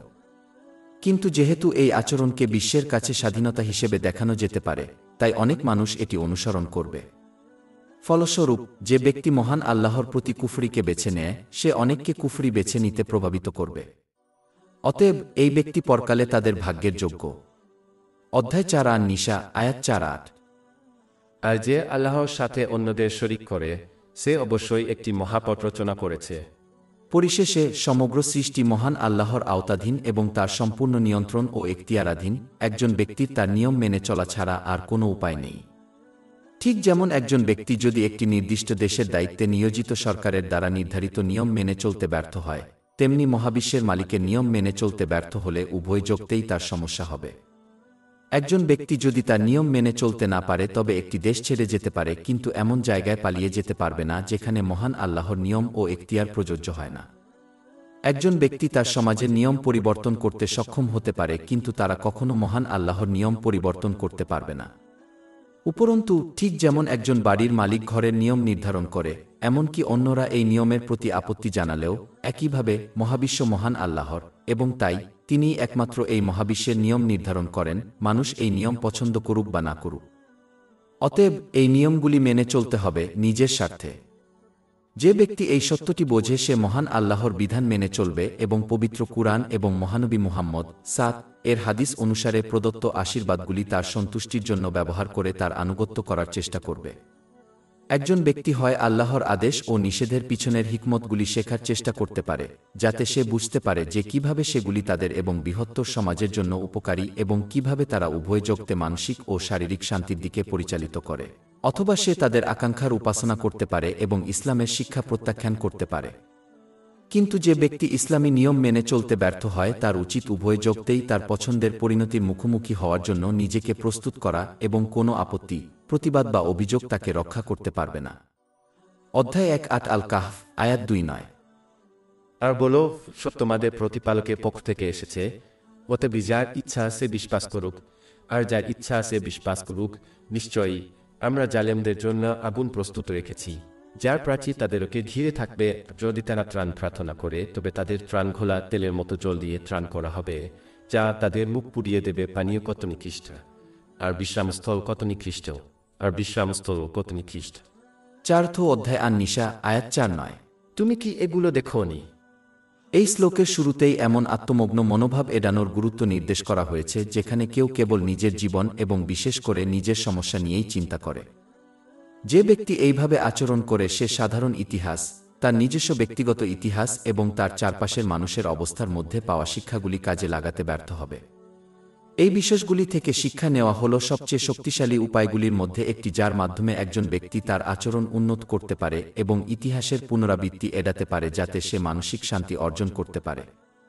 উদাহরণস্বরূপ, যে ব্যক্তি ধনী ও বিখ্যাত ব্যক্তিদের তাদের প্রদত্ত আশীর্বাদের অপব্যবহার করতে দেখে এবং ফলস্বরূপ তারা কিভাবে মানসিক চাপ, মানসিক ব্যাধি, মাদকাসক্তি এবং আত্মহত্যার প্রবণতায় জর্জরিত হতে দেখে, যদিও তারা আনন্দের মুহূর্তগুলি উপভোগ করে এবং এই পৃথিবীর বিলাসিতা উপভোগ করে, সে পর্যবেক্ষককে তাদের প্রদত্ত আশীর্বাদের অপব্যবহার করে তাদের পদাঙ্ক অনুসরণ না করতে শেখাবে এবং তারা নিশ্চিত হবে যে মনের শান্তি অনেক পার্থিব জিনিসপত্র রাখার মধ্যে নিহিত নয়। অথবা যখন একজন ব্যক্তি একজন অসুস্থ ব্যক্তিকে দেখে, তখন তাদের নিজের সুস্বাস্থ্যের জন্য কৃতজ্ঞতা প্রকাশ করতে এবং এটি হারানোর আগে সঠিকভাবে ব্যবহার করতে উৎসাহিত করা উচিত। অতএব ইসলাম নিয়মিতভাবে মুসলমানদেরকে এমন লোকদের পরিবর্তে পর্যবেক্ষণশীল মানুষ হতে উৎসাহিত করে যারা তাদের নিজস্ব বিষয়ে মগ্ন থাকে এবং তারা অন্য কোনো কিছুর প্রতি মনোযোগ দেয় না। 4-7 অধ্যায় মুহাম্মদ আয়াত 1-0। তারা কি পৃথিবীতে ভ্রমণ করেনি এবং দেখেনি যে তাদের পূর্ববর্তীদের পরিণাম কেমন হয়েছিল? যেমনটি আগে সতর্ক করা হয়েছিল, যে ব্যক্তি ইচ্ছাকৃত চিন্তাভাবনা গ্রহণ করে সে মহান আল্লাহর অবাধ্যতায় অটল থাকবে। আহলে কিতাবরা ইচ্ছাকৃত চিন্তাভাবনা গ্রহণ করেছিল কারণ তারা ধরে নিয়েছিল যে তারা আল্লাহর প্রিয়জন এবং তার বিশেষ লোক। সূরা 5 আল মাইদা আয়াত 1-8। কিন্তু ইহুদি ও খ্রিস্টানরা বলে, আমরা আল্লাহর সন্তান এবং তার প্রিয়জন। বলুন, তাহলে তিনি তোমাদের পাপের জন্য কেন শাস্তি দেন? বরং তোমরা তার সৃষ্টির অন্তর্ভুক্ত মানুষ, তিনি যাকে ইচ্ছা ক্ষমা করেন এবং যাকে ইচ্ছা শাস্তি দেন। তারা দাবি করে যে তাদের কর্ম নির্বিশেষে তাদের জন্য ক্ষমা ও করুণা নিশ্চিত। 4th অধ্যায় আন নিসা আয়াত 4-9। তুমি কি তাদেরকে দেখোনি যারা নিজেদেরকে পবিত্র বলে দাবি করে? দুঃখের বিষয় হল অনেক মুসলিমও একই ইচ্ছাকৃত চিন্তাভাবনা গ্রহণ করেছে। এই অজ্ঞ লোকেরা বিশ্বাস করে যে তারা যেহেতু মহানবী মুহাম্মদ শাক এর উম্মত, তাই তাদের কর্ম যাই হোক না কেন তাদের ক্ষমা করা হবে। যে অজ্ঞ ব্যক্তি ইসলামী জ্ঞান শিখতে এবং তার উপর আমল করতে ব্যর্থ হয়, সে ধরে নেয় যে আল্লাহর রীতিনীতি তাদের জন্য পরিবর্তিত হবে, ঠিক যেমন আহলে কিতাবরা ধারণা করেছিল। অর্থাৎ যদিও তিনি পূর্ববর্তী জাতিগুলিকে শাস্তি দিয়েছেন এবং শাস্তি দেবেন যারা ক্রমাগত তার অবাধ্য হয়েছিল, তবুও অজ্ঞ ব্যক্তি বিশ্বাস করে যে এই রীতিনীতি তাদের জন্য পরিবর্তিত হবে। কিন্তু তারা বুঝতে ব্যর্থ হয় যে মহান আল্লাহর রীতিনীতি কারো বা কোনো জাতির জন্য পরিবর্তিত হয় না। ৩-৫তম সূরা ফাতির, আয়াত ৪-৩। নিশ্চয়ই আল্লাহ তার সাথে শরীক করা ক্ষমা করেন না, তবে এর চেয়ে কম যাকে ইচ্ছা ক্ষমা করেন। ঠিক তাহলে তারা কি পূর্বতীদের পদ্ধতি অর্থাৎ ভাগ্য ছাড়া অপেক্ষা করছে? কিন্তু তুমি আল্লাহর পদ্ধতিতে অর্থাৎ প্রতিষ্ঠিত পদ্ধতিতে কখনো কোন পরিবর্তন পাবে না, এবং তুমি আল্লাহর পদ্ধতিতে কখনো কোন পরিবর্তন পাবে না। যেমনটি আগে আলোচনা করা হয়েছে, যখন কেউ ইচ্ছাকৃত চিন্তাভাবনা গ্রহণ করে তখন তাদের ঈমান হারানোর গুরুতর ঝুঁকি থাকে। আহলে কিতাবরা যারা ইচ্ছাকৃত চিন্তাভাবনা গ্রহণ করেছিল তারা ধরে নিয়েছিল যে তারা অবিশ্বাসী হলেও এখনও বিশ্বাসী এবং তাই সাহসের সাথে দাবি করেছিল যে তারা জান্নাতে প্রবেশ করবে, যদিও তাদের প্রথমে সামান্য শাস্তি দেওয়া হয়। সূরা ২ আল বাকারা, আয়াত ৮-০। আর তারা বলে, কয়েকদিন ছাড়া আগুন আমাদের স্পর্শ করবে না। বলো, তোমরা কি আল্লাহর সাথে কোন অঙ্গীকার করেছো? কারণ আল্লাহ কোনো তার অঙ্গীকার ভঙ্গ করবেন না। নাকি তোমরা আল্লাহর সম্পর্কে এমন কিছু বলেছ যা তোমরা জানো না? দুঃখের বিষয় হল, কিছু মুসলিম একই মনোভাব গ্রহণ করেছে, যেখানে তারা ধরে নিয়েছে যে তাদের বিশ্বাস নিয়ে এই পৃথিবী ছেড়ে চলে যাওয়ার নিশ্চয়তা রয়েছে এবং ফলস্বরূপ তারা নিজেদেরকে পবিত্র এবং পরিত্রাণপ্রাপ্ত বলে মনে করে। অধ্যায় ৪ আন নিসা, আয়াত ৪-৯। তুমি কি তাদেরকে দেখনি যারা নিজেদেরকে পবিত্র বলে দাবি করে? কিন্তু মহান আল্লাহ তাআলা স্পষ্ট করে বলেছেন যে পবিত্রতা হল ব্যক্তির মৌখিক ঈমানের ঘোষণাকে কর্মের মাধ্যমে সমর্থন করা। এর মধ্যে রয়েছে আন্তরিকভাবে আল্লাহ তাআলার আনুগত্য করা, তার প্রদত্ত আশীর্বাদ সঠিকভাবে ব্যবহার করে, যেমনটি ইসলামী শিক্ষায় বর্ণিত হয়েছে। এই আচরণ নিশ্চিত করবে যে ব্যক্তির উদ্দেশ্য, কথা এবং কর্ম বিশুদ্ধ এবং ফলস্বরূপ এটি উভয় যোগতেই তাদের মানসিক শান্তির দিকে পরিচালিত করবে, একটি ভারসাম্যপূর্ণ মানসিক ও শারীরিক অবস্থা অর্জনের মাধ্যমে এবং বিচারের দিনে তাদের জবাবদিহিতার জন্য পর্যাপ্তভাবে প্রস্তুত হওয়ার মাধ্যমে। সূরা আন-নিসা, আয়াত ৪-৯। বরং আল্লাহ যাকে ইচ্ছা পবিত্র করেন। কেউ পবিত্রতার পথ বেছে নিন বা না নিন, উভয় যোগতেই তাদের পছন্দের পরিণতি তাদের ভোগ করতে হবে। অধ্যায় ৪ আন-নিসা, আয়াত ৪-৯। এবং তাদের প্রতি অবিচার করা হয় না, খেজুরের বীজের ভেতরে একটি সুতো সমানো। যেমনটি আগেই উল্লেখ করা হয়েছে, যে ব্যক্তি ইচ্ছাকৃত চিন্তাভাবনা গ্রহণ করে এই ধারণা করে যে তাদের আল্লাহর সাথে একটি বিশেষ সম্পর্ক রয়েছে এবং তাই তারা মুক্তির নিশ্চয়তা পেয়েছে, এমনকি যদি তারা তার অবাধ্যতা অব্যাহত রাখে, তবেও তারা আল্লাহর উপর অবিচার এবং অবিচার আরোপ করে। তারা দাবি করে যে মহান আল্লাহ তাদের মধ্যে থেকে দুষ্টদের সাথে সৎকর্মকারীর সমান আচরণ করবেন। সূরা ৪-৫ আল জাসিয়াহ, আয়াত ২-১। যারা মন্দ কাজ করে তারা কি মনে করে যে আমি তাদেরকে তাদের মতো করে দেব? যারা ঈমান এনেছে এবং সৎকর্ম করেছে তাদের জীবন ও মৃত্যু সমান করে দেব। তারা যা সিদ্ধান্ত নেয় তা কতই না মন্দ। আল্লাহ সম্পর্কে এই ভুল এবং অত্যন্ত অসম্মানজনক বিশ্বাস একজন ব্যক্তিকে ধ্বংস করার জন্য যথেষ্ট। ৪ সূরা আন-নিসা, আয়াত ৫-০। দেখো তারা আল্লাহর উপর কেমন মিথ্যা অপবাদ আরোপ করে, আর স্পষ্ট পাপ হিসেবে তাই যথেষ্ট। অতএব পবিত্র কুরআন এবং মহানবী হযরত মুহাম্মদ এর হাদিসে আলোচিত তার ঐশ্বরিক গুণাবলী এবং নাম সম্পর্কে জ্ঞান অর্জনের মাধ্যমে আল্লাহ সম্পর্কে ভুল বিশ্বাস গ্রহণ করা থেকে বিরত থাকা উচিত। এটি নিশ্চিত করবে যে কেউ আল্লাহ মহিমান্বিত সঠিক উপায়ে বিশ্বাস করবে। এটি নিশ্চিত করবে যে তারা ইসলামী শিক্ষায় বর্ণিত তার প্রদত্ত আশীর্বাদগুলি সঠিকভাবে ব্যবহার করে আন্তরিকভাবে তার আনুগত্য করবে। অন্যদিকে যে ব্যক্তি আল্লাহ মহিমান্বিত তার ঐশ্বরিক গুণাবলী এবং নাম সম্পর্কে অজ্ঞ থাকে, সে তার প্রতি ভুল বিশ্বাস গ্রহণ করবে যা কেবল তার অবাধ্যতার দিকে পরিচালিত করে, যেমন ইচ্ছাকৃত চিন্তাভাবনা। উদাহরণস্বরূপ, যে ব্যক্তি সঠিকভাবে বোঝে যে আল্লাহ মহিমান্বিত সর্বশক্তিমান, তিনি আন্তরিকভাবে তার আনুগত্য করার চেষ্টা করবেন এবং আশা করবেন যে তিনি তাদের পাপ ক্ষমা করবেন। কিন্তু যে ব্যক্তি আল্লাহ মহিমান্বিত ক্ষমাতে ভুলভাবে বিশ্বাস করে, সে তার অবাধ্যতা চালিয়ে যাবে এবং ধরে নেবে যে তিনি তাদের ক্ষমা করবেন। এরপর আল্লাহ তাআলা সেইসব লোকদের সমালোচনা করেন যারা ধর্মীয় ও প্রচলিত বিদাত গ্রহণ করে এবং তার প্রদত্ত ঐশ্বরিক শিক্ষাকে উপেক্ষা করে। ৪ সূরা আন-নিসা, আয়াত ৫-১। তুমি কি তাদেরকে দেখনি যাদের কিতাবের কিছু অংশ দেওয়া হয়েছে, যারা কুসংস্কার এবং মিথ্যা উপাসনার বস্তুতে বিশ্বাস করে। বিশেষ করে আহলে কিতাবদের কিছু পণ্ডিত নেতৃত্ব এবং সম্পদের মতো পার্থিব লাভের জন্য অদ্ভুত রীতিনীতি এবং বিশ্বাস গ্রহণ করেছিলেন যা তাদের ঐশী শিক্ষার সাথে সাংঘর্ষিক ছিল। দুঃখের বিষয় হল অনেক মুসলিম ধর্মীয় ও সাংস্কৃতিক উদ্ভাবনে ডুবে থাকা অবস্থায় একই আচরণ করে এবং ইসলামী শিক্ষার চেয়ে এগুলোকে অগ্রাধিকার দেয়। এই মনোভাব এড়িয়ে চলতে হবে। নির্দেশনার দুটি উৎস কঠোরভাবে মেনে চলতে হবে: পবিত্র কুরআন এবং মহানবী মুহাম্মদ এর ঐতিহ্য এবং ধর্মীয় জ্ঞানের অন্যান্য সকল উৎস এড়িয়ে চলতে হবে। ধর্মীয় জ্ঞানের অন্যান্য উৎসের উপর যত বেশি কাজ করা হবে, এমনকি যদি তা সৎকর্মের দিকে পরিচালিত করে, তবুও তারা নির্দেশনার দুটি উৎসের উপর তত কম কাজ করবে, যা ফলস্বরূপ পথভ্রষ্টতার দিকে পরিচালিত করবে। এই কারণেই সুনানে আবু দাউদের 4606 নম্বরে প্রাপ্ত একটি হাদিসে মহানবী মুহাম্মদ সতর্ক করে দিয়েছেন যে নির্দেশনার দুটি উৎসের মূলে নেই এমন যে কোনো বিষয় আল্লাহ তাআলা প্রত্যাখ্যান করবেন। উপরন্তু ধর্মীয় জ্ঞানের অন্যান্য উৎসের উপর যত বেশি কাজ করা হবে, তত বেশি তারা ইসলামের শিক্ষার বিরোধিতাকারী বিষয়গুলিতে কাজ করতে শুরু করবে। এভাবেই শয়তান ধাপে ধাপে মানুষকে বিপথে নিয়ে যায়। উদাহরণস্বরূপ, একজন সমস্যার সম্মুখীন ব্যক্তিকে এমন কিছু আধ্যাত্মিক অনুশীলন করার পরামর্শ দেওয়া হবে যা ইসলামের শিক্ষার সাথে সাংঘর্ষিক এবং চ্যালেঞ্জ করে। যেহেতু এই ব্যক্তি অজ্ঞ এবং ধর্মীয় জ্ঞানের অন্যান্য উৎসের উপর কাজ করার অভ্যাস রাখে, তাই তারা সহজেই এই ফাঁদে পড়ে যাবে এবং আধ্যাত্মিক অনুশীলন করতে শুরু করবে যা সরাসরি ইসলামের শিক্ষার সাথে চ্যালেঞ্জ করে। এমনকি তারা আল্লাহ, মহিমান্বিত এবং মহাবিশ্ব সম্পর্কে এমন কিছু বিশ্বাস করতে শুরু করবে যা ইসলামের শিক্ষার সাথেও সাংঘর্ষিক, যেমন বিশ্বাসী মানুষ বা অতিপ্রাকৃত প্রাণীরা তাদের ভাগ্য নিয়ন্ত্রণ করতে পারে, কারণ তাদের জ্ঞান নির্দেশনার দুটি উৎস ব্যতীত অন্য উৎস থেকে নেওয়া হয়। এই বিভ্রান্তিকর অনুশীলন এবং বিশ্বাসগুলির মধ্যে কিছু স্পষ্ট কুফর, যেমন কালো জাদু অনুশীলন। সূরা 2 আল বাকারা, আয়াত 102।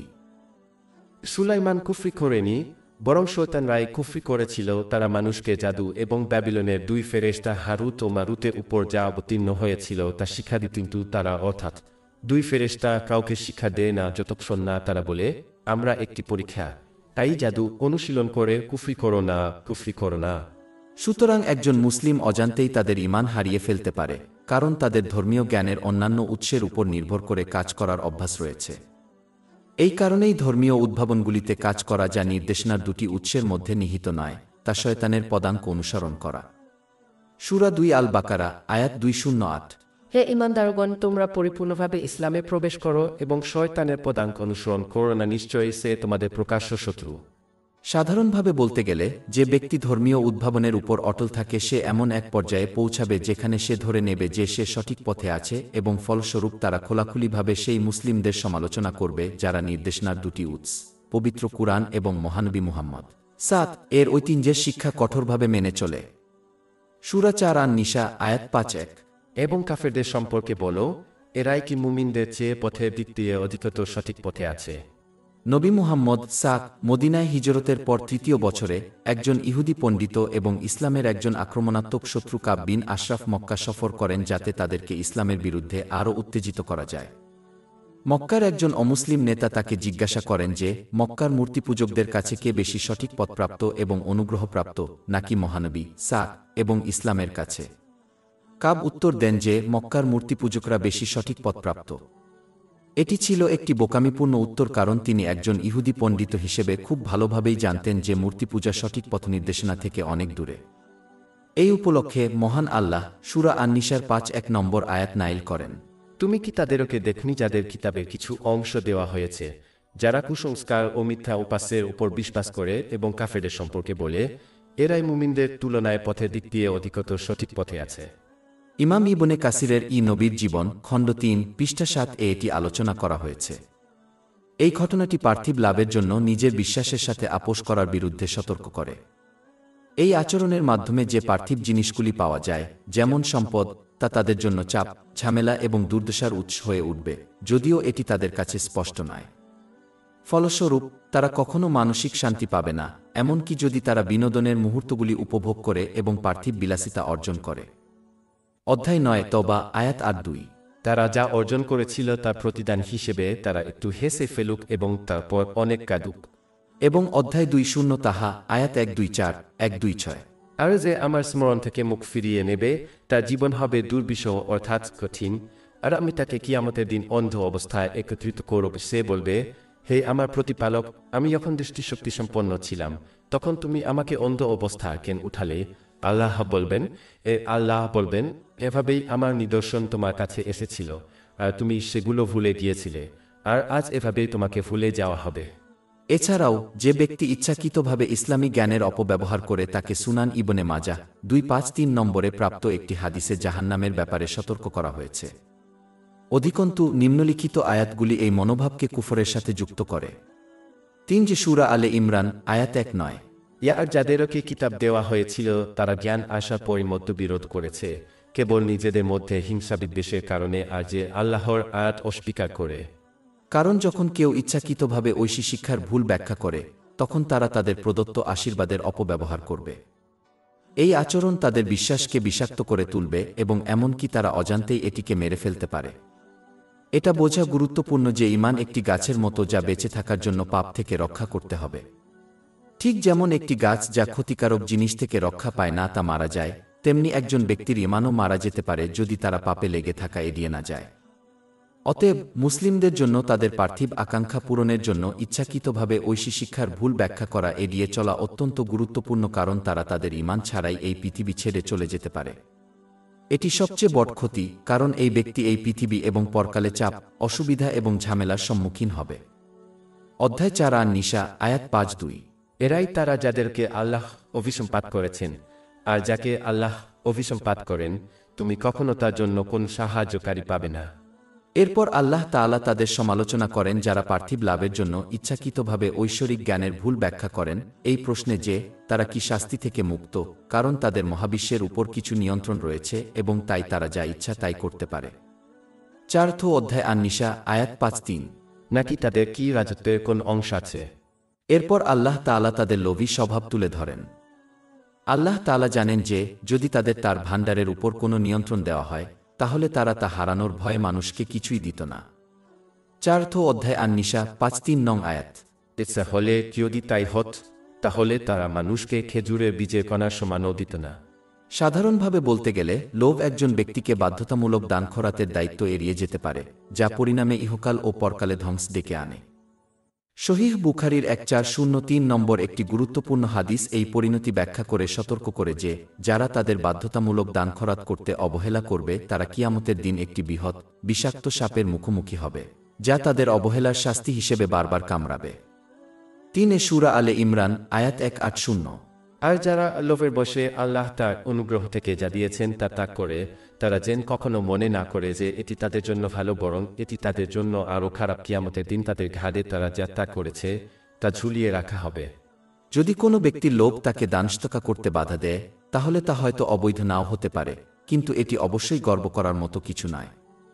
এটি একজন প্রকৃত মুমিনের বৈশিষ্ট্যের পরিপন্থী।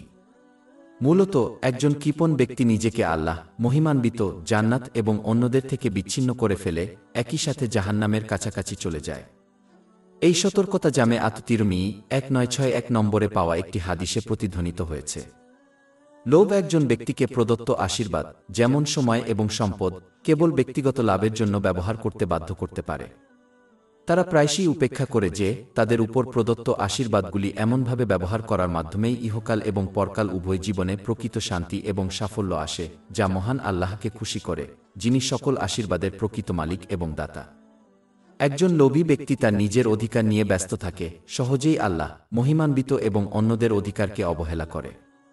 এই মনোভাব ইহকাল এবং পরকালে চাপ এবং ঝামেলার দিকে নিয়ে যেতে পারে, কারণ তারা কখনই আল্লাহ এবং অন্যান্য সত্তার অধিকারকে পুরোপুরি স্বীকার করে না, অন্যদিকে বিশ্বাস করে যে অন্যরা তাদের নিজস্ব অধিকারকেও অবহেলা করে। অধিকন্তু একজন লোভী ব্যক্তি তার নিজস্ব আচরণ থাকতে অন্যদের লোভী আচরণ করতে প্রভাবিত করতে পারে। অতএব লোভী ব্যক্তিদের থেকে দূরে থাকা বুদ্ধিমানের কাজ, কারণ তাদের মানসিকতা সহজেই একজনকে একই পথে নিয়ে যেতে পারে। এরপর আল্লাহ তাআলা আহলে কিতাবদের নবী মুহাম্মদ এর প্রতি ঈর্ষার সমালোচনা করেন। 4th সূরা আন-নিসা আয়াত 5-4। অথবা তারা কি আল্লাহ তার অনুগ্রহ থেকে মানুষকে যা দিয়েছেন তার জন্য ঈর্ষা করে? আহলে কিতাবরা এই সত্যে ঈর্ষান্বিত ছিল যে মহানবী মুহাম্মদ তার ভাই হযরত ইসহাকের বংশধর না হয়ে বরং তার বংশধর ছিলেন।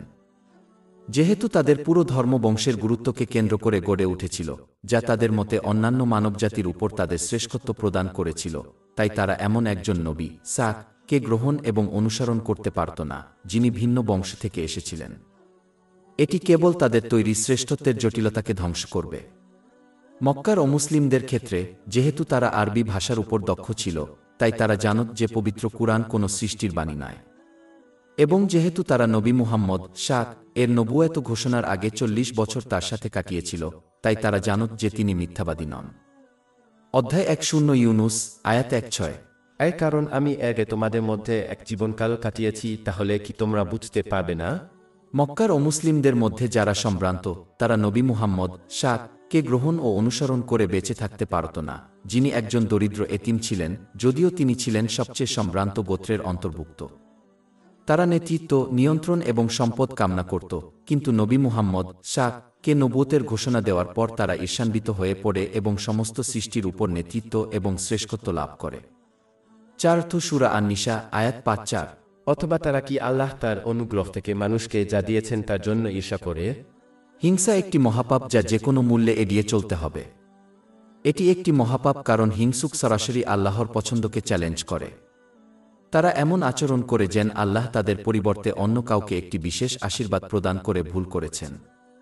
যে ব্যক্তি তাদের হিংসাকে তাদের হিংসাকারীর বিরুদ্ধে মৌখিক ও শারীরিকভাবে লড়াই করতে দেয়, সে কেবল তাদের নিজস্ব সৎকর্মেই ধ্বংস করবে। সুনানে ইবনে মাজাহ 4210 নম্বরে পাওয়া একটি হাদিসে এই বিষয়ে সতর্ক করা হয়েছে। বৈধ হিংসা হল যখন কেউ অন্য কারো অনুরূপ আশীর্বাদ পেতে চায়, যাতে অন্য কেউ তার প্রদত্ত জিনিসটি না হারায়। যদিও এই ধরনের হিংসা বৈধ, তবুও এটি কেবল ধর্মীয় বিষয়ে প্রশংসনীয় এবং পার্থিব বিষয়ে নিন্দনীয়। উদাহরণস্বরূপ, সহিহ মুসলিম 1896 নম্বরে পাওয়া একটি হাদিসে মহানবী হযরত মুহাম্মদ দুটি বৈধ ও প্রশংসনীয় হিংসার পরামর্শ দিয়েছেন। যে ব্যক্তি তাদের জ্ঞান সঠিকভাবে ব্যবহার করে এবং অন্যদের তা শেখায়, তাকে হিংসা করা যেতে পারে। অন্য যে ব্যক্তিকে ঈর্ষা করা যেতে পারে সে হল সেই ব্যক্তি যে হালাল সম্পদ অর্জন করে এবং তা আল্লাহর সন্তুষ্টির জন্য ব্যয় করে। হিংসা এড়িয়ে চলতে হবে, কারণ এটি একটি মহাপাপ যা মহান আল্লাহর বন্টনের পছন্দকে চ্যালেঞ্জ করে। তাদের বুঝতে হবে যে মহান আল্লাহ প্রত্যেক ব্যক্তিকে তার জন্য যা সর্বোত্তম তাই দান করেন। সূরা আল বাকারা আয়াত 216। কিন্তু হয়তো তোমরা কোন জিনিসকে অপছন্দ করো অথচ তা তোমাদের জন্য কল্যাণকর, আর হয়তো তোমরা কোন জিনিসকে ভালোবাসো অথচ তা তোমাদের জন্য কল্যাণকর, আর জানেন তোমরা জান না। অতএব অন্যদের প্রতি ঈর্ষা করার পরিবর্তে তাদের প্রদত্ত আশীর্বাদগুলিকে এমনভাবে ব্যবহার করার দিকে মনোনিবেশ করা উচিত যা আল্লাহকে সন্তুষ্ট করে, যেমন পবিত্র কুরআন এবং মহানবী মুহাম্মদ সাল্লাল্লাহু আলাইহি ওয়াসাল্লামের হাদিসে বর্ণিত হয়েছে। এটি উভয় জগতে আরও আশীর্বাদ, মানসিক শান্তি এবং সাফল্যের দিকে পরিচালিত করবে। অধ্যায় 14 ইব্রাহিম আয়াত 7। যদি তোমরা কৃতজ্ঞ হও, আমি অবশ্যই তোমাদের অনুগ্রহে বৃদ্ধি করব। এবং 16 নং অধ্যায় আন-নাহল 9-7 নং আয়াত। কেউ সৎকর্ম করে, পুরুষ হোক বা নারী, মুমিন অবস্থায়, আমি অবশ্যই তাকে পবিত্র জীবন দান করবে এবং অবশ্যই তাদেরকে তাদের সর্বোত্তম কর্মের প্রতিদান দেব যা তারা করত। অন্যদিকে অন্যদের হিংসা করলে কেবল মহান আল্লাহর আনুগত্য ভুলে যেতে হবে, যা উভয় জগতেই বিপদ ডেকে আনবে। অধ্যায় 20 তাহা আয়াত 124, 126। এর যে আমার স্মরণ থেকে মুখ ফিরিয়ে নেবে তার জীবন হবে দুর্বিষহ অর্থাৎ কঠিন, আর আমি তাকে কিয়ামতের দিন অন্ধ অবস্থায় একত্রিত করব। সে বলবে, হে আমার প্রতিপালক, আমি যখন দৃষ্টিশক্তি সম্পন্ন ছিলাম তখন তুমি আমাকে অন্ধ অবস্থায় কেন উঠালে? আল্লাহ বলবেন, এভাবেই আমার নিদর্শন তোমার কাছে এসেছিল আর তুমি সেগুলো ভুলে গিয়েছিলে, আজ তোমাকেও এভাবেই ভুলে যাওয়া হবে। যে মুসলিমের উপর ঈর্ষা করা হয় তাকে অবশ্যই তার ঈর্ষাকারীর মৌখিক ও শারীরিক কর্মকাণ্ডের বিরুদ্ধে ধৈর্য ধরতে হবে এবং কেবল ইসলামের সীমানার মধ্যেই আত্মরক্ষা করতে হবে। ধৈর্যের অর্থ হল নিজের কথা ও কাজের মাধ্যমে অভিযোগ করা এড়িয়ে চলা এবং মহান আল্লাহর প্রতি আন্তরিক আনুগত্য বজায় রাখা, যার অর্থ হল পবিত্র কুরআন এবং মহানবী মুহাম্মদ সাল্লাল্লাহু আলাইহি ওয়াসাল্লামের হাদিসে বর্ণিত তার সন্তুষ্টির জন্য প্রদত্ত নিয়ামতগুলো ব্যবহার করা। এভাবেই একজন ব্যক্তি তার ঈর্ষাকারী থেকে মহান আল্লাহর কাছে আশ্রয় প্রার্থনা করে। সূরা 1-1-3 আল ফালাক আয়াত 1 এবং 5। বলুন, আমি প্রভাতে প্রভুর আশ্রয় প্রার্থনা করছি এবং হিংসুকের অনিষ্ট থেকে যখন সে হিংসা করে। তখন আল্লাহ তাআলা তাদেরকে তাদের হিংসুকদের নেতিবাচক প্রভাব থেকে রক্ষা করবেন, যদিও তা তাদের কাছে স্পষ্ট নয়। কারণ আল্লাহ তাআলা তার অসীম জ্ঞান ও প্রজ্ঞা অনুসারে কাজ করেন, মানুষের সীমিত চিন্তাভাবনা অনুসারে নয়। এরপর আল্লাহ তাআলা আহলে কিতাবদেরকে নবী মুহাম্মদ সাল্লাল্লাহু আলাইহি ওয়াসাল্লাম এর প্রতি ঈর্ষা পোষণ করার জন্য নিন্দা করেন, যা অবাঞ্ছিত ছিল। আল্লাহ তাআলা ইতিমধ্যেই তাদের পূর্বপুরুষ হযরত ইব্রাহিম কে মহান আশীর্বাদ দান করেছেন, যার উত্তরাধিকারী তারা ছিলেন। 4 সূরা আন-নিসা আয়াত 5-4। অথবা তারা কি মানুষকে ঈর্ষা করে যা আল্লাহ তাদের তার অনুগ্রহ থেকে দিয়েছেন, অথচ আমরা ইব্রাহিমের বংশধর কিতাব ও জ্ঞান দান করেছিলাম এবং তাদেরকে এক বিরাট রাজ্য দান করেছিলাম। মহান আল্লাহ ঐশী শিক্ষা ও নির্দেশনার মাধ্যমে আহলে কিতাবদের অন্যান্য সকল জাতির উপর শ্রেষ্ঠত্ব দান করেছেন, তাদের ধার্মিক পূর্বপুরুষদের, যাদের মধ্যে অসংখ্য পবিত্র নবী সালাম অন্তর্ভুক্ত ছিলেন। পবিত্র কুরআন এবং মহানবী মুহাম্মদ সাল্লাল্লাহু আলাইহি ওয়াসাল্লাম এর হাদিস ছিল তাদের পূর্বপুরুষ হযরত ইব্রাহিম সাল্লাল্লাহু আলাইহি ওয়াসাল্লাম এর বংশধারার মাধ্যমে মানবজাতির জন্য প্রদত্ত চূড়ান্ত এবং সর্বশ্রেষ্ঠ আশীর্বাদ। ফলস্বরূপ তাদের উচিত ছিল না যে তারা হযরত মুহাম্মদ সাল্লাল্লাহু আলাইহি ওয়াসাল্লাম কে ঈর্ষা করত, বরং ইসলামকে তাদের এবং বাকি মানবজাতির জন্য সম্মানের উৎস হিসেবে পালন করত। অধ্যায় 4 আন-নিসা আয়াত 5-4। আমি ইব্রাহিমের পরিবারকে ইতিমধ্যে কিতাব ও প্রজ্ঞা দান করেছিলাম এবং তাদেরকে এক মহান রাজ্য দান করেছিলাম। মদিনা আরব এবং আহলে কিতাবদের আল্লাহ তাআলা স্মরণ করিয়ে দিয়েছিলেন যে নবী ইব্রাহিম আলাইহিস সালামের বংশধর হওয়ার গর্ব সত্ত্বেও মহান আল্লাহর প্রকৃত আনুগত্য এবং করুণা কেবল তার প্রকৃত আনুগত্যের মাধ্যমেই তাদের কাছে আসবে। এই আনুগত্যের অর্থ ছিল আন্তরিকভাবে ইসলামের শিক্ষা গ্রহণ এবং অনুসরণ করা, নবী মুহাম্মদ সাল্লাল্লাহু আলাইহি ওয়াসাল্লাম এবং পবিত্র কুরআনের সত্যতা স্বীকার করা। উপরন্তু এই আয়াতটি অমুসলিম আরব এবং আহলে কিতাবদের জন্য একটি মর্মস্পর্শী স্মারক হিসেবে কাজ করে যে ইসলামের অকাট্য সত্যকে প্রত্যাখ্যান করার মাধ্যমে তারা তাদের পূর্বপুরুষ হযরত ইব্রাহিম আলাইহিস সালামের উত্তরাধিকারের দাবি থেকে বঞ্চিত হয়েছে। পরিবর্তে এই উত্তরাধিকার তাদের কাছে ন্যস্ত করা হবে যারা তার শিক্ষাকে সত্যিকার অর্থে বাস্তবায়িত করেছেন, অর্থাৎ নবী মুহাম্মদ সাল্লাল্লাহু আলাইহি ওয়াসাল্লাম এবং তার সাহাবীগণ। আল্লাহ তাদের প্রতি সন্তুষ্ট থাকুন। যদি অমুসলিম আরব এবং আহলে কিতাবরা তাদের অবাধ্যতা অব্যাহত রাখে, তাহলে তারা ইহকাল ও পরকাল উভয় ক্ষেত্রেই হযরত ইব্রাহিম এর উত্তরাধিকার থেকে প্রাপ্ত আশীর্বাদ থেকে বঞ্চিত হবে। 4 সূরা আন-নিসা আয়াত 5-4। আমি ইব্রাহিমের পরিবারকে ইতিমধ্যে কিতাব ও প্রজ্ঞা দান করেছিলাম এবং তাদেরকে এক মহান রাজ্য দান করেছিলাম। সাধারণভাবে বলতে গেলে বইটি আইনের কথা বলতে পারে, যা এমন আচরণবিধি যা মানুষকে অবশ্যই মেনে চলতে হবে যাতে তারা তাদের প্রদত্ত আশীর্বাদগুলি সঠিকভাবে ব্যবহার করতে পারে। এটি নিশ্চিত করবে যে তারা মানসিক শান্তি অর্জন করবে এবং আল্লাহ মহিমান্বিত এবং মানুষের অধিকার পূরণ করবে। অতএব এই আইন সমাজের মধ্যে শান্তি ও ন্যায়বিচারের বিস্তার নিশ্চিত করবে। জ্ঞানের প্রয়োজন কারণ এটি মানুষকে তাদের জ্ঞান, যেমন আইন, সঠিকভাবে প্রয়োগ করতে শেখায়, যাতে এটি তাদের এবং উভয় জগতের অন্যান্য মানুষের উপকার করে। একটি ন্যায়সঙ্গত এবং শান্তিপূর্ণ সমাজ গঠনের জন্য আইন এবং প্রজ্ঞা উভয়েরই প্রয়োজন। প্রজ্ঞা ছাড়া আইনের সহজেই ভুল ব্যাখ্যা করা যেতে পারে, কারণ মানুষ অন্যদের ভুল করার জন্য আইনের মধ্যে ফাঁক খুঁজে পেতে পারে। আইন ছাড়া জ্ঞান মানুষকে এমন আচরণবিধি গ্রহণ করতে বাধ্য করবে যা সঠিক এবং ন্যায়সঙ্গত তার সংজ্ঞা অনুসারে। যেমনটি আগে আলোচনা করা হয়েছে, জ্ঞান, অভিজ্ঞতা, দূরদর্শিতা এবং ইচ্ছাকৃত বা অনিচ্ছাকৃত পক্ষপাতের কারণে সমস্ত মানবসৃষ্ট আচরণবিধি কখনই মানসিক শান্তির দিকে পরিচালিত করবে না। অতএব আইন ছাড়া জ্ঞান মনের শান্তি অর্জনে বাধা সৃষ্টি করবে এবং সমাজের মধ্যে শান্তি ও ন্যায়বিচারের প্রসারকেও বাধাগ্রস্ত করবে, কারণ মানুষ অন্য মানুষের অধিকার পূরণে ব্যর্থ হবে। এরপর মহান আল্লাহ অতীত ও বর্তমানের মানুষকে সতর্ক করে বলেন যে এই পৃথিবীতে কেবল দুটি পথ আছে: ঐশ্বরিক শিক্ষা গ্রহণ এবং তার উপর আমল করার পথ, যা নিশ্চিত করবে যে তারা তাদের প্রদত্ত আশীর্বাদ সঠিকভাবে ব্যবহার করবে।